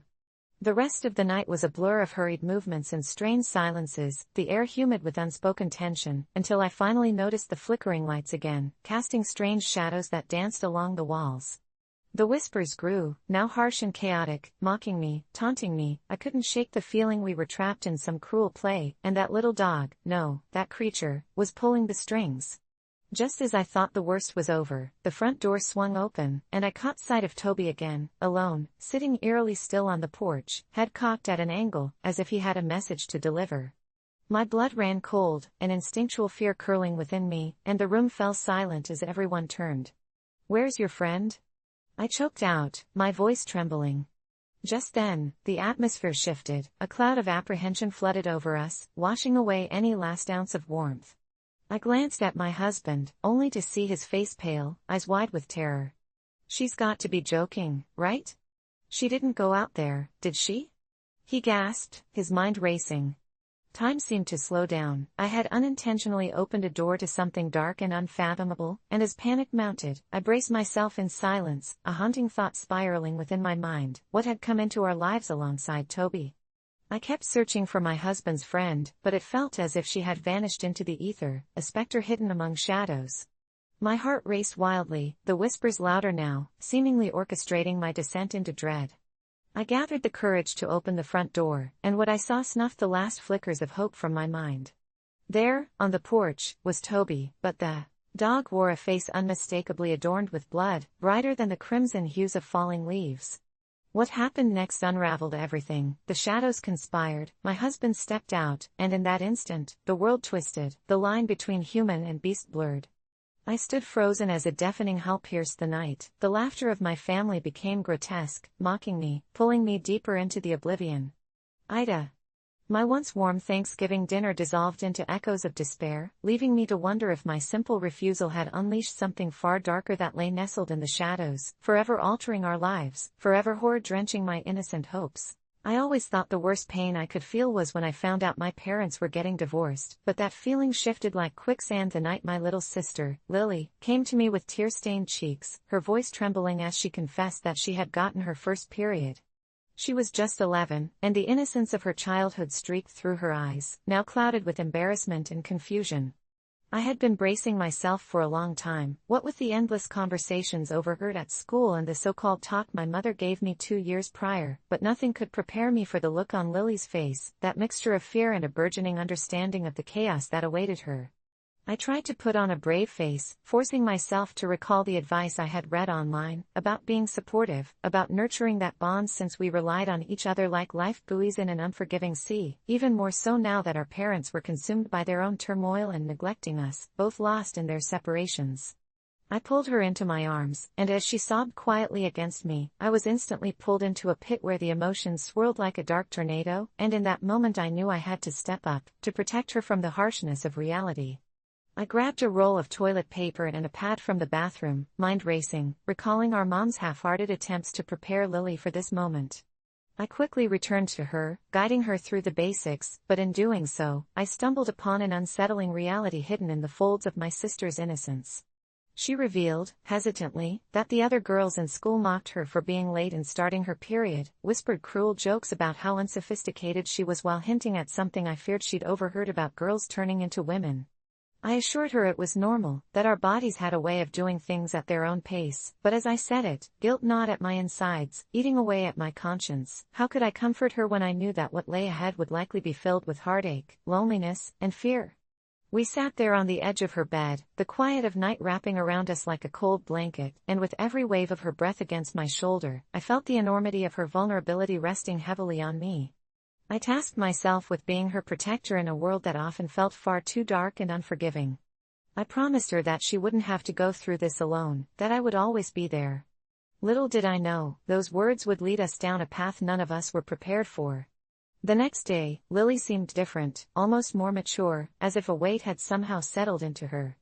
I didn't take long before I began to feel something changing within myself, too, like some awful mirroring effect was taking place. In my quest to become her shield, I found myself swallowed by her emotional storm, helplessly caught in the eye where everything around us felt disorienting. I began to notice things. She developed new friends, appeared distant, but the worst part was the way I sensed something festering beneath her surface, like an unfathomable darkness or perhaps that deep sorrow that lingered behind her eyes. I wanted to speak to her, to coax out the shadows that now seemed to dance around her, but every time I did, she would brush me off with an insistent wave of her hand. One night, fueled by concern, I crept into her room after our parents had gone to bed. She was still awake, buried under the glow of her cell phone, and I plopped down next to her. I didn't even need to ask when she shifted, revealing a chat filled with messages that were thrusting her further into a world I didn't understand, middle school dramas, hints of early romances, and then, hammering home the point, someone had sent her a picture that left me cold. It was explicit, shocking, and everything a part of me wanted to shield her from. I felt furious. No, it was rage boiling underneath. How could anyone do that to someone so young? Without thinking twice, I confronted her gently, asking who was sending these things, our conversation turning sharp and painful as I realized she hadn't grasped the true weight of what she was dealing with. In that moment, too many emotions washed over me, but most of all was a feeling of isolation. I couldn't figure out how to help her, how to explain the monsters that lurked in the shadows without utterly breaking her spirit. Days turned into weeks, marked by evenings spent tiptoeing around her feelings while leaving me in the dark as she continued to withdraw.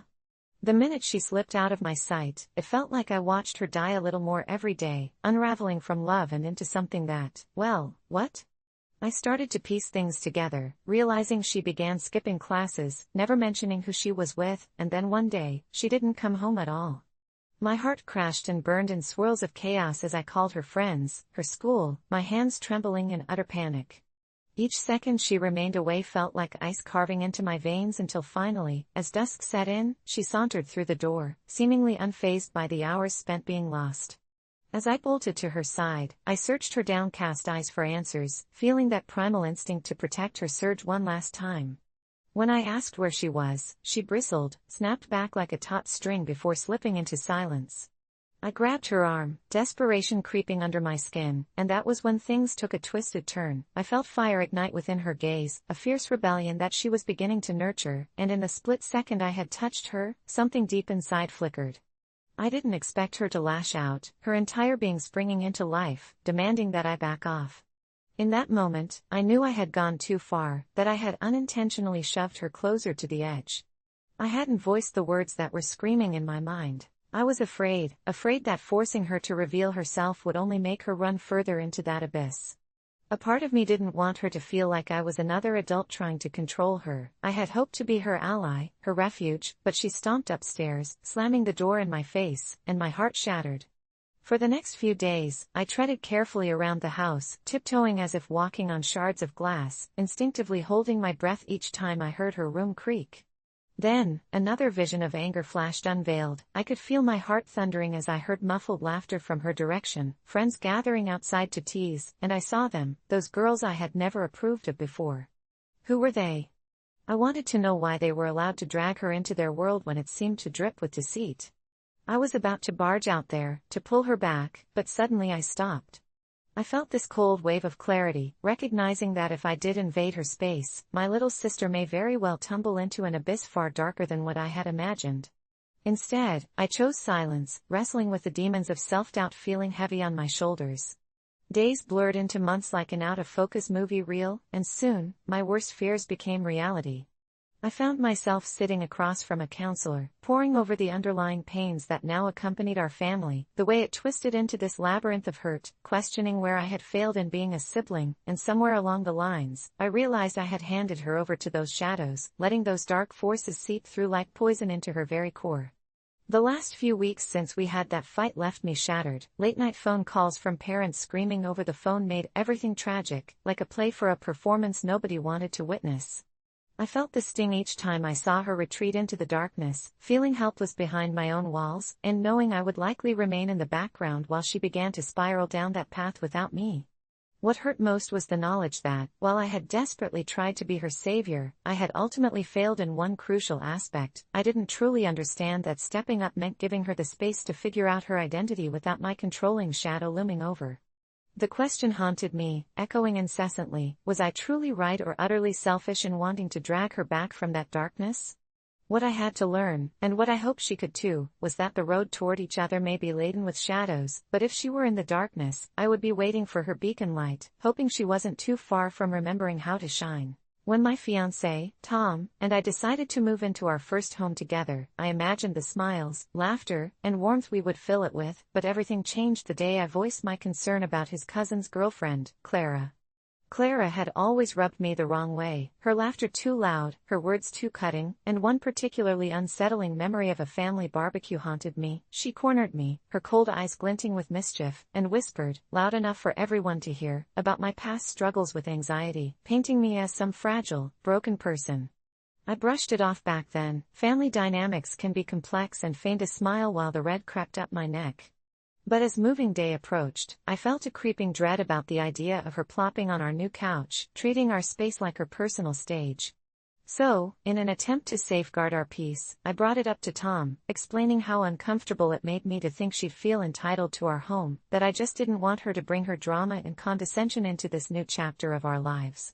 To my shock, he looked at me like I'd slapped him, his brows knitted in confusion, as he insisted that family gatherings were meant to be inclusive, and Clara was part of that family, and somehow it spiraled into a heated argument where he accused me of being controlling, selfish, not understanding the importance of his family to him, and in that moment, I felt the weight of isolation as he doubled down on inviting her, claiming I was overreacting, that I was the one causing a rift between us.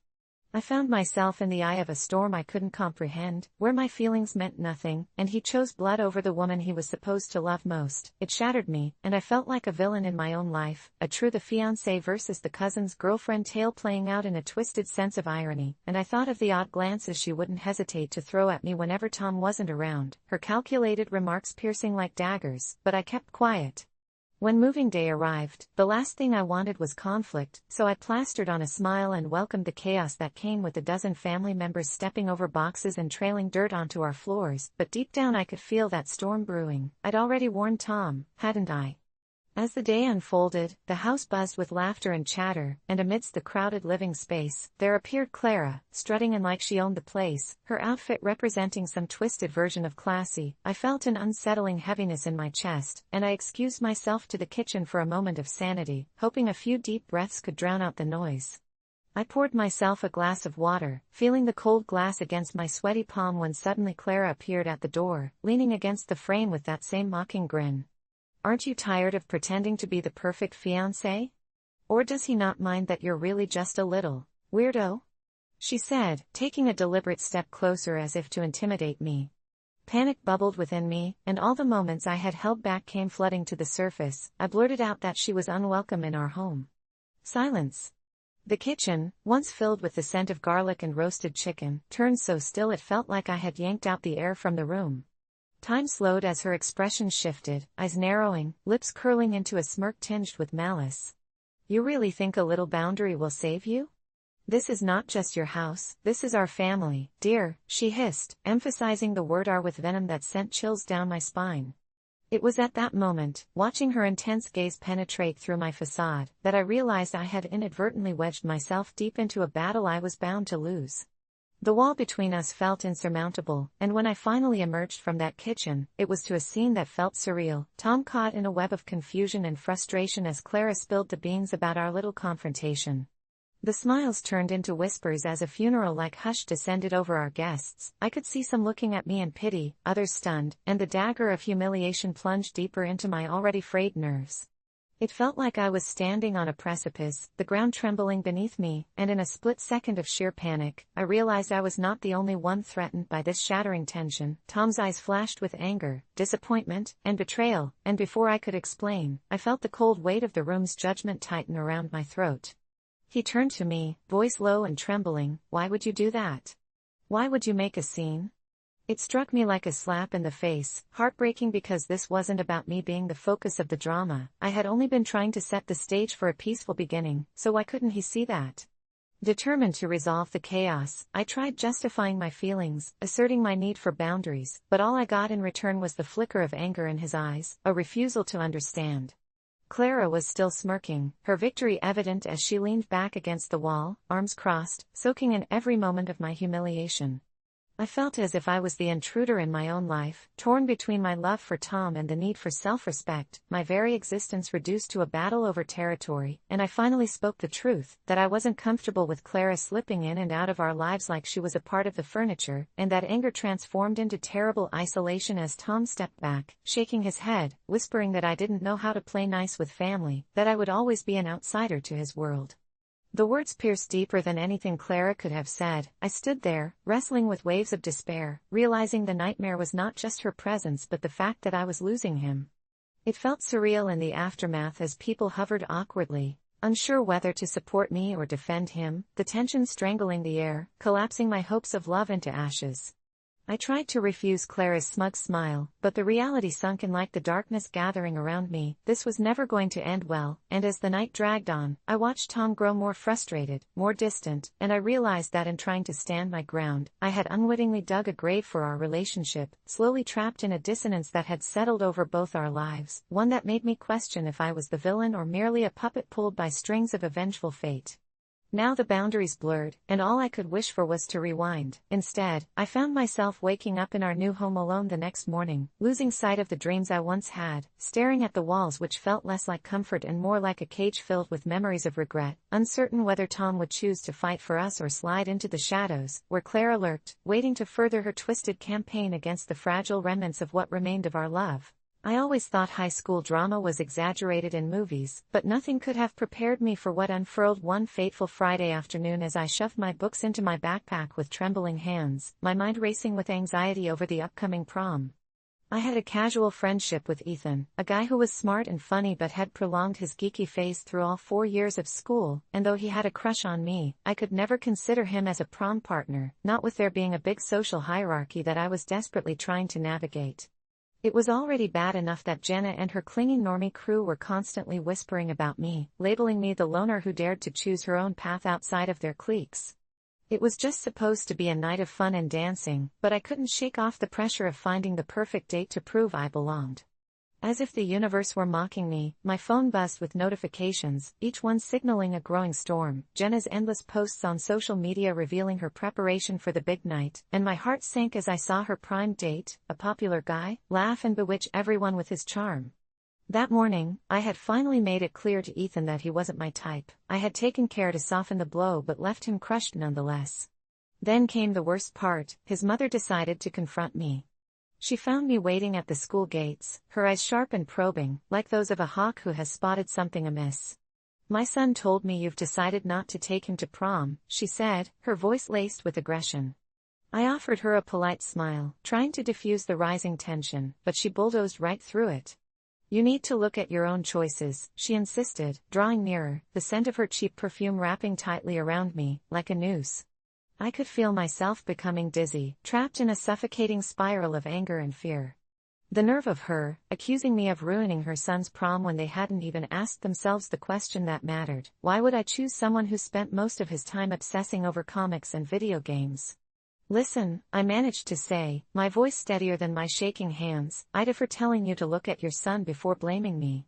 He's sweet, but he deserves someone who cherishes him, not just someone looking for a pity date. Time felt suspended as silence enveloped us. I braced myself for the explosion, my heart hammering in my chest, but just as her mouth opened, I caught sight of Ethan watching from a distance, his expression unreadable, a mix of shock and sorrow. Something in me broke at that moment, my conscience screamed at the pile of unnecessary blame heaped upon me. But then the mother hissed, "Don't think for one moment that this is over. You will regret this." The ominous chill in her tone cut right through my initial bravado, leaving an unsettling knot in my stomach. I left school that day haunted by my words, wrestling with fear that I'd crossed an unseen line, and as promised, the worst followed. First it was small things, a flat tire on the way home, bizarre coincidences that felt like the universe was suddenly aligning against me.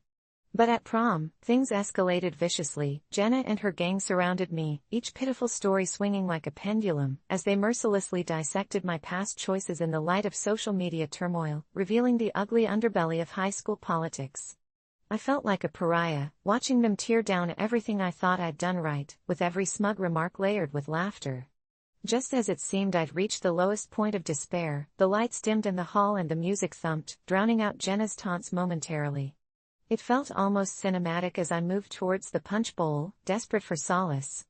But then, behind me, I heard the unmistakable sound of a throat being cleared. I turned around to see Ethan, his mother lurking behind him, her eyes glinting in the dark like a predator ready to pounce. "You think this is over?" She snarled again, and before I could respond, I bolted towards the exit, adrenaline surging through my veins, only to find myself cornered in a dimly lit supply room where she followed, her intentions written clearly across her face. I desperately scanned for an escape route, but she was too quick, locking the door behind her, trapping me in this nightmare. "You think you can just turn him down and not expect consequences? You need to realize who you're dealing with," she said, her voice like ice. My heart raced. I tried to explain myself, but the words were lost amid the mounting terror. For a fleeting instant, Ethan appeared in the threshold, reaching for the handle, but his mother grasped my arm tightly, her grip unyielding, fixing me with a crazed expression, as if laced with a dark, hidden madness. "You're going to pay for breaking his heart. I'll make sure everyone knows the truth about you," she hissed it like a curse, and in that instant, an overwhelming wave of helplessness gripped me, my nights of dread crashing into unbearable terror. My cell phone buzzed in my pocket, a true signal from the outside world, and with a jolt I reached in to find a series of frantic messages from friends, some concerning their own safety at home. But I had less time than I thought. Ethan finally managed to force the door open, and just as he did, his mother released her hold on me, and I stumbled backward into a wall. She turned to him, her face now a canvas of rage and grief, and with one swift, disarming gesture, she transformed from the predator to the victim, screeching about betrayal and ungrateful girls. I stepped back, panic and disbelief dancing between us as Ethan stood there, frozen, jaws clenched, his eyes darting from me to his mother, that one moment a lifetime of silence. I could see the flicker of realization overwhelm his features, as he turned away from her, and in that tense, split second, the promise of something both terrifying and liberating dawned within me. "Ethan, it's okay," I blurted out. "There's more to you than any of this." I would never forget the look on his face as he eventually stepped back, the weight of his past shattering under the reality of who he could be. As his mother shrieked one last time, the moment spiraled until it burst into 1,000 fragments, but one thing was clear: I was done being their scapegoat, their pawn in a game I didn't choose to play. The horror of their vindictive pull fluttered away as I stepped into the light, the weight of that night turning into fuel igniting my resolve to find my own way, uncaged from the illusion of what prom should have been. Some choices felt like chains, but I realized some were roads that led right back to dignity. All it took was the courage to walk away. A few weeks later, as high school faded into something only an afterthought, I discovered Ethan had unfollowed his mother on social media, cutting her negative influence clean from his life. And while I never heard from his mother again, the memory of that encounter lingered, a reminder of the darkness that once threatened to engulf me, a specter now banished under the light of a new beginning. I never thought I'd have to justify teaching my daughter the importance of sleep, but the day I found myself sprawled across the living room floor, heart racing and eyes wide open, was when I realized everyone views the world through their own lens, even my 8-year-old. It started innocently enough. Mia was a bright, curious kid who preferred late-night readathons over the weaknesses of sleep. She'd marathon Magic Tree House stories until the early morning hours, and it didn't help that her school started later in the day. I was worried, of course, but I never thought her nightly habit could twist into something darker until I started seeing the whispered shadows creeping around our home late at night, at first, mere figments of my imagination, a trick of the moonlight. But soon, I began to hear them too, soft whispers in the dark, grating against my sanity like nails on a chalkboard. They'd slither around my ears and seep into my dreams, taunting me with secrets that rattled my bones. I tried talking to Mia about how her late-night escapades were weaving a web of sleeplessness, but how could I compete with the enchanting stories she conjured in her imagination? One evening, desperate for a solution, I devised a plan. I would create a reward system for her to go to bed on time, embellishing it with the promise of being more energized and focused during the day. I thought I had struck gold when she eagerly agreed, all while those shadows shrieked in amusement, relishing in my naivete. The first few nights were a struggle as Mia cried for her books, but eventually, she started accepting her new bedtime. It all peaked when I noticed the whispers still darting around me, telling me it was too late to reverse everything, that maybe I should let her stay awake so they could find her, an absurd thought that sent a wave of anxiety crashing over me. One night, the tension reached its breaking point. I had just finished reading to her instead of the usual bedtime story. It was a thrilling old fairy tale, a diversion from my own creeping dread, almost lulling me into a trance as I tucked her in. But as I did, I saw the shadows cast onto her wall, impossibly long and grotesque, almost resembling hands trying to grab her. It was ridiculous, terrifying even, yet mesmerizing. My heart pounded in rhythm to the whispers, the urgency palpable in the air. She must stay awake, join us, they seemed to chant. I flipped on the nightlight, banishing the darkness to its corners, and she squeaked out a frightened "Daddy, are they coming for me?" My laughter cut through the air, a desperate attempt to cloak what I felt was creeping closer, but there was no hiding my terror from her wide, unsettling eyes. I spent the night monitoring her, a pit of dread building as I realized the whispers had become frantic, feverishly relentless, urging me to let my daughter know she was safe, but I felt increasingly uncertain of my own sanity. That was my breaking point, and in an act of desperation, I whisked her away and enrolled her in a sleep training program I had read about online. They said it would teach her both the importance of sleep and ensure restful nights.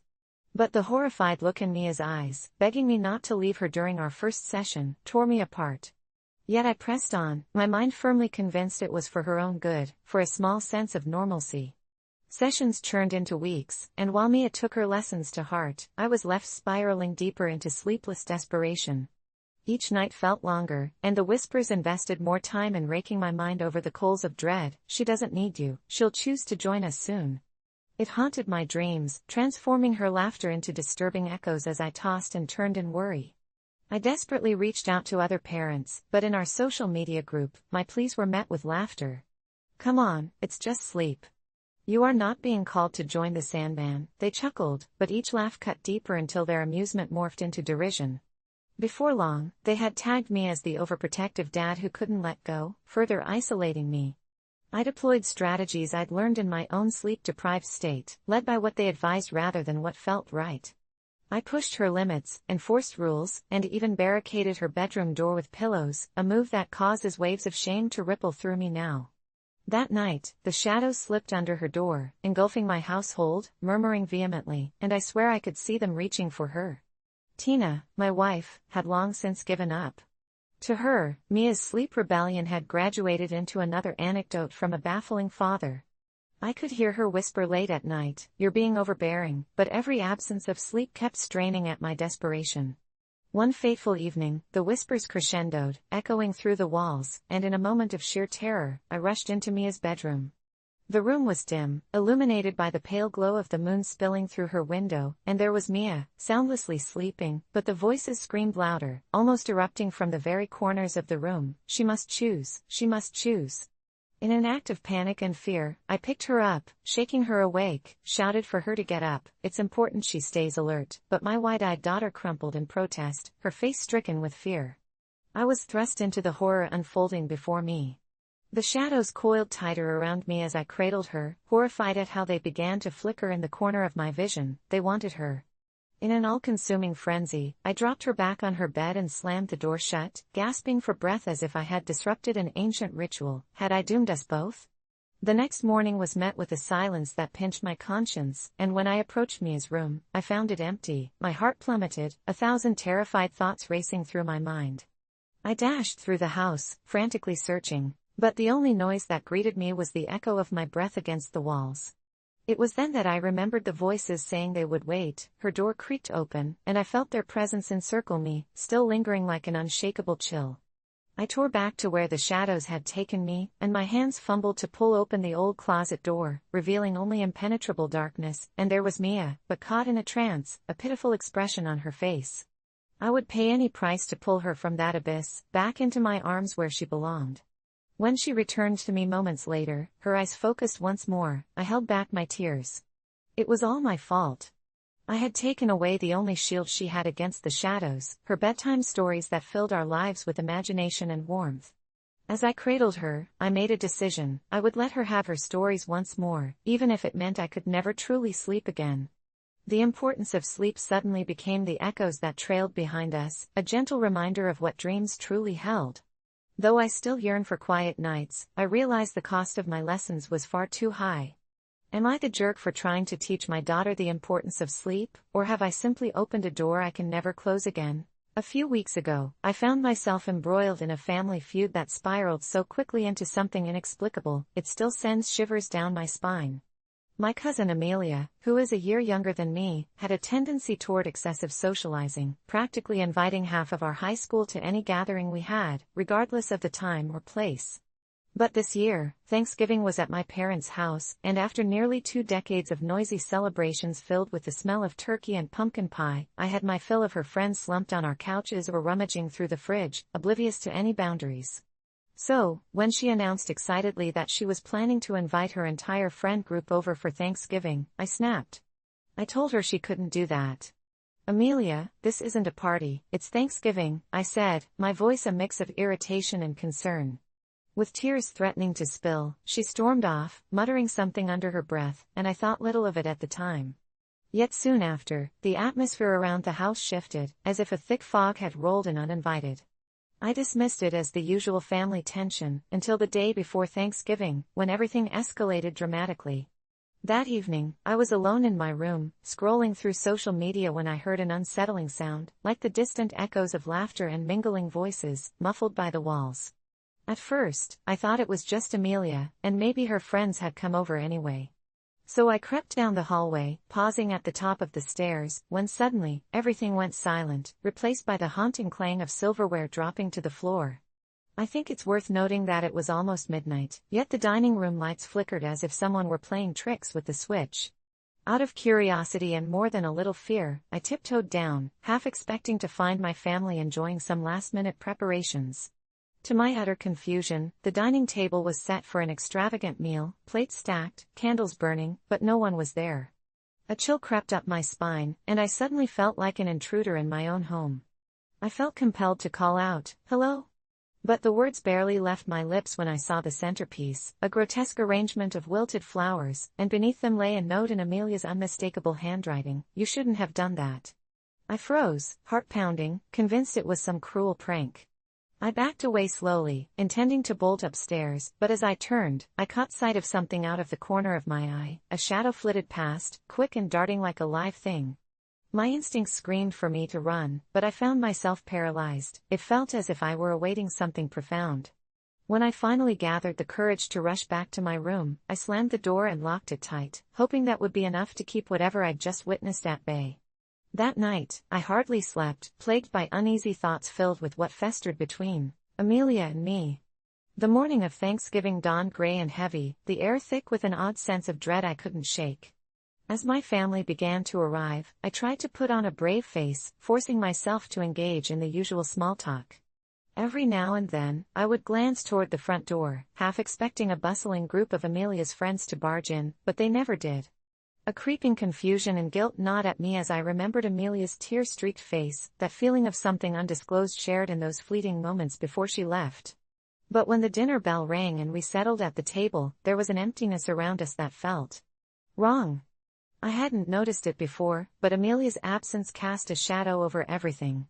Her seat lay conspicuously empty, and as the food was served, a hush fell over my family, like we were missing someone vital.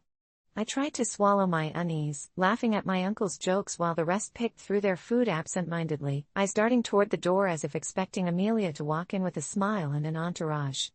But she didn't arrive. During a quiet moment, I ventured the question everyone seemed hesitant to voice: "Where's Amelia?" My mom stiffened, and the air soured. "She cancelled last minute," my dad muttered, eyeing me as if I were the cause of this mischief. A suffocating silence followed, and just as I thought the tension might snap, my younger brother piped up, "Hey, isn't that her car?" Our gaze turned toward the window, where the faint, unmistakable outline of Amelia's old Honda sat in the fading twilight. But Amelia didn't emerge from the vehicle, nor did anyone else. I felt a pang of worry shoot through me as I realized besides that strange note, I hadn't spoken with her since our argument. Just as I was about to suggest we check on her, a sudden shudder rattled the house, and the lights flickered ominously. For a heartbeat, everything went pitch black, and I could hear the muffled panic inside the house, my family's voices blending into a chaotic symphony of fear. When the lights returned with an angry flicker, our eyes found the windows, which revealed a reflection I'll never forget. There, pressed to the glass, was Amelia, her eyes wide and frantic, mouth moving as if she were screaming. But the sound, it didn't reach us.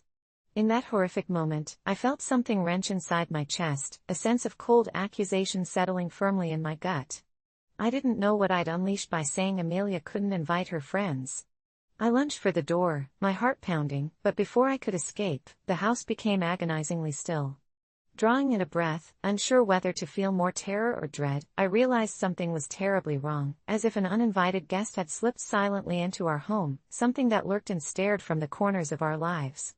Thanksgiving dinner turned into a nightmare, family gathered around shivering in silence, while outside, the world was hushed, and the only sound was the echo of Amelia's voiceless scream. I never went outside that night, I was too scared, paralyzed by the unknown lurking just beyond the door. The next morning, without any explanation, they found Amelia's car empty and her gone, no trace of her anywhere. The police didn't find a single clue. As days blurred into weeks, no one ever spoke of her disappearance, and when I finally gathered the courage to ask my mother about her, all she would say was, "You shouldn't have asked her not to invite her friends." When Thanksgiving came around again a year later, the dread returned, settling on my shoulders like a curse. Amelia was gone, and I couldn't shake the feeling that somehow, it was all my fault. Even now, as the holidays draw near, I can't look at the empty chair where she used to sit at the table without feeling an icy sensation clawing at my insides. You might think it's just the guilt, but deep down, I know it's more than that. Those shadows cast by our family dinners have grown darker, something unseen digs into my gut, festering with secrets. And even today, I still hear her laughter echo through the walls, diluted yet almost tangible, taunting me like a warning of what happens when you tell someone they can't invite their friends for Thanksgiving. I never thought a simple trip to the store would turn my life upside down, but here I am, staring at a deliberately cracked rearview mirror and my shaking hands as I replay that day like a broken record. It was a Thursday afternoon when I made my way to the local grocery store, the kind where you can already smell the fresh bread wafting through the air the moment you step inside. I parked my car, a rickety old hatchback that sometimes felt more like a death trap than a mode of transport, and grabbed my reusable bags, satisfied at the thought of stocking up on supplies for the week ahead. As soon as I stepped out into the sun, I couldn't shake the feeling that someone was watching me, but I shrugged it off. I was just being paranoid. As I navigated through the aisles, the fluorescent lights buzzing overhead, I felt an odd sense of unease gathering in the pit of my stomach, like a storm gathering clouds, but the distraction of choosing ripe avocados kept me focused. Then, just as I was about to pay, the store manager, a burly man with a thick mustache, confronted me. He pointed an accusatory finger and demanded to know why I had parked in the customer parking lot despite being a non-customer. My heart sank as I stammered out an explanation, grappling for words to deny the absurd claim. The truth was, I had shopped there plenty before. I was a loyal customer even if I wore the same ratty hoodie every time.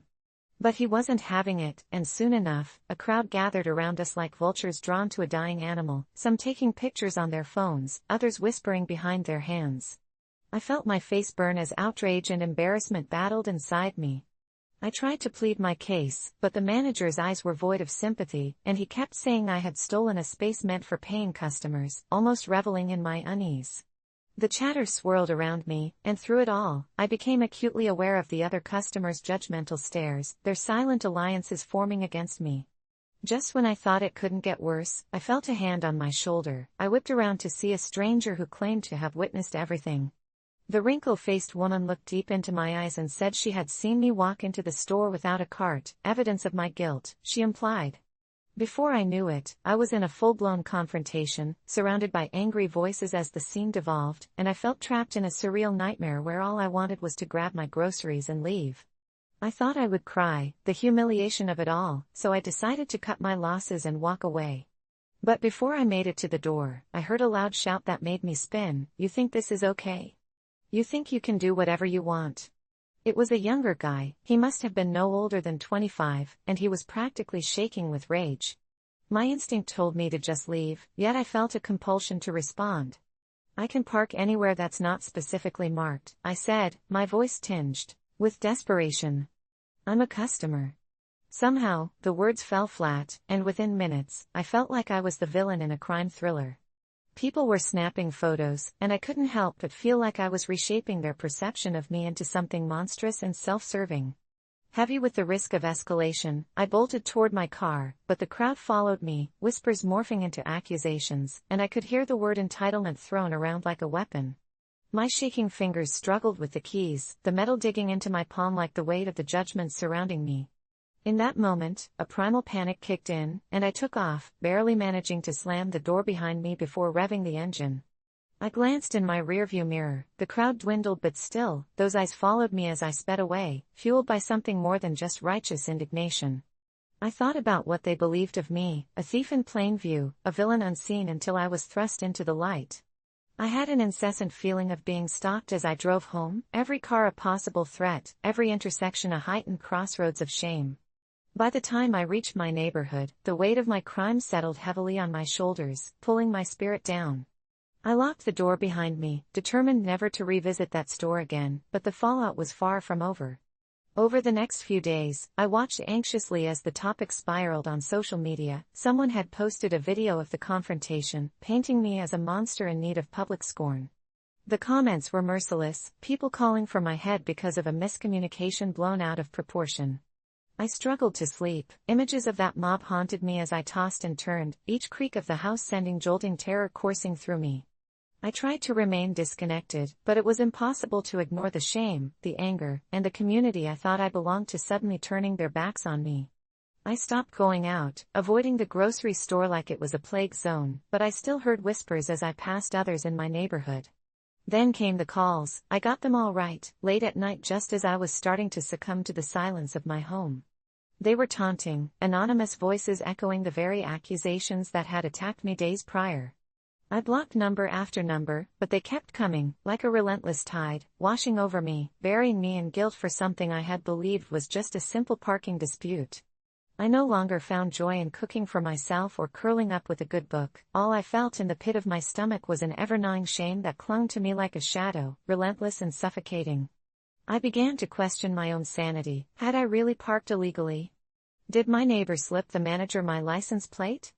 The whispers grew louder, and they felt like the predator closing in on its prey. Then one night it all came to a head. I found myself pacing the floor, drowning out the voices in my head. I had to know the truth. The next day, I ventured out once more, heart pounding like a drum but determined to confront my fears head-on. I needed to know if it was true or just a horrible delusion created by my escalating paranoia. I parked in a remote corner of the lot, hidden behind a line of bushes, and I watched as the store, the employees, the manager, the customers, all of them went about their business, seemingly unaware of the nightmare that they had thrust upon me. It was then that I saw her, the woman from that day, her eyes scanning the parking lot, locking once again on a car that was far from mine. I noticed something was off, a slight look of satisfaction overtaking her usually neutral expression as she walked toward the store. She turned and looked right in my direction, but I was smart enough to stay hidden. In that haunting moment, I understood, this was never about a parking lot. It was about a power struggle, a humiliation that they sought to inflict on someone who didn't fit their ideal of a perfect customer. I got back into my car and drove away, heart racing, but deep down I felt empowered. I finally had clarity of a sort. Perhaps I could never return to a place I loved, but now I knew, I was never going to be their scapegoat again. In lieu of acceptance, I chose to carve out my own reality, for whatever it was worth. As for the accusations, AITA. Well, maybe parking in that lot was the least of my sins, but now I'm focusing on how to rise from the ashes of a grocery store confrontation that left me feeling more human than ever.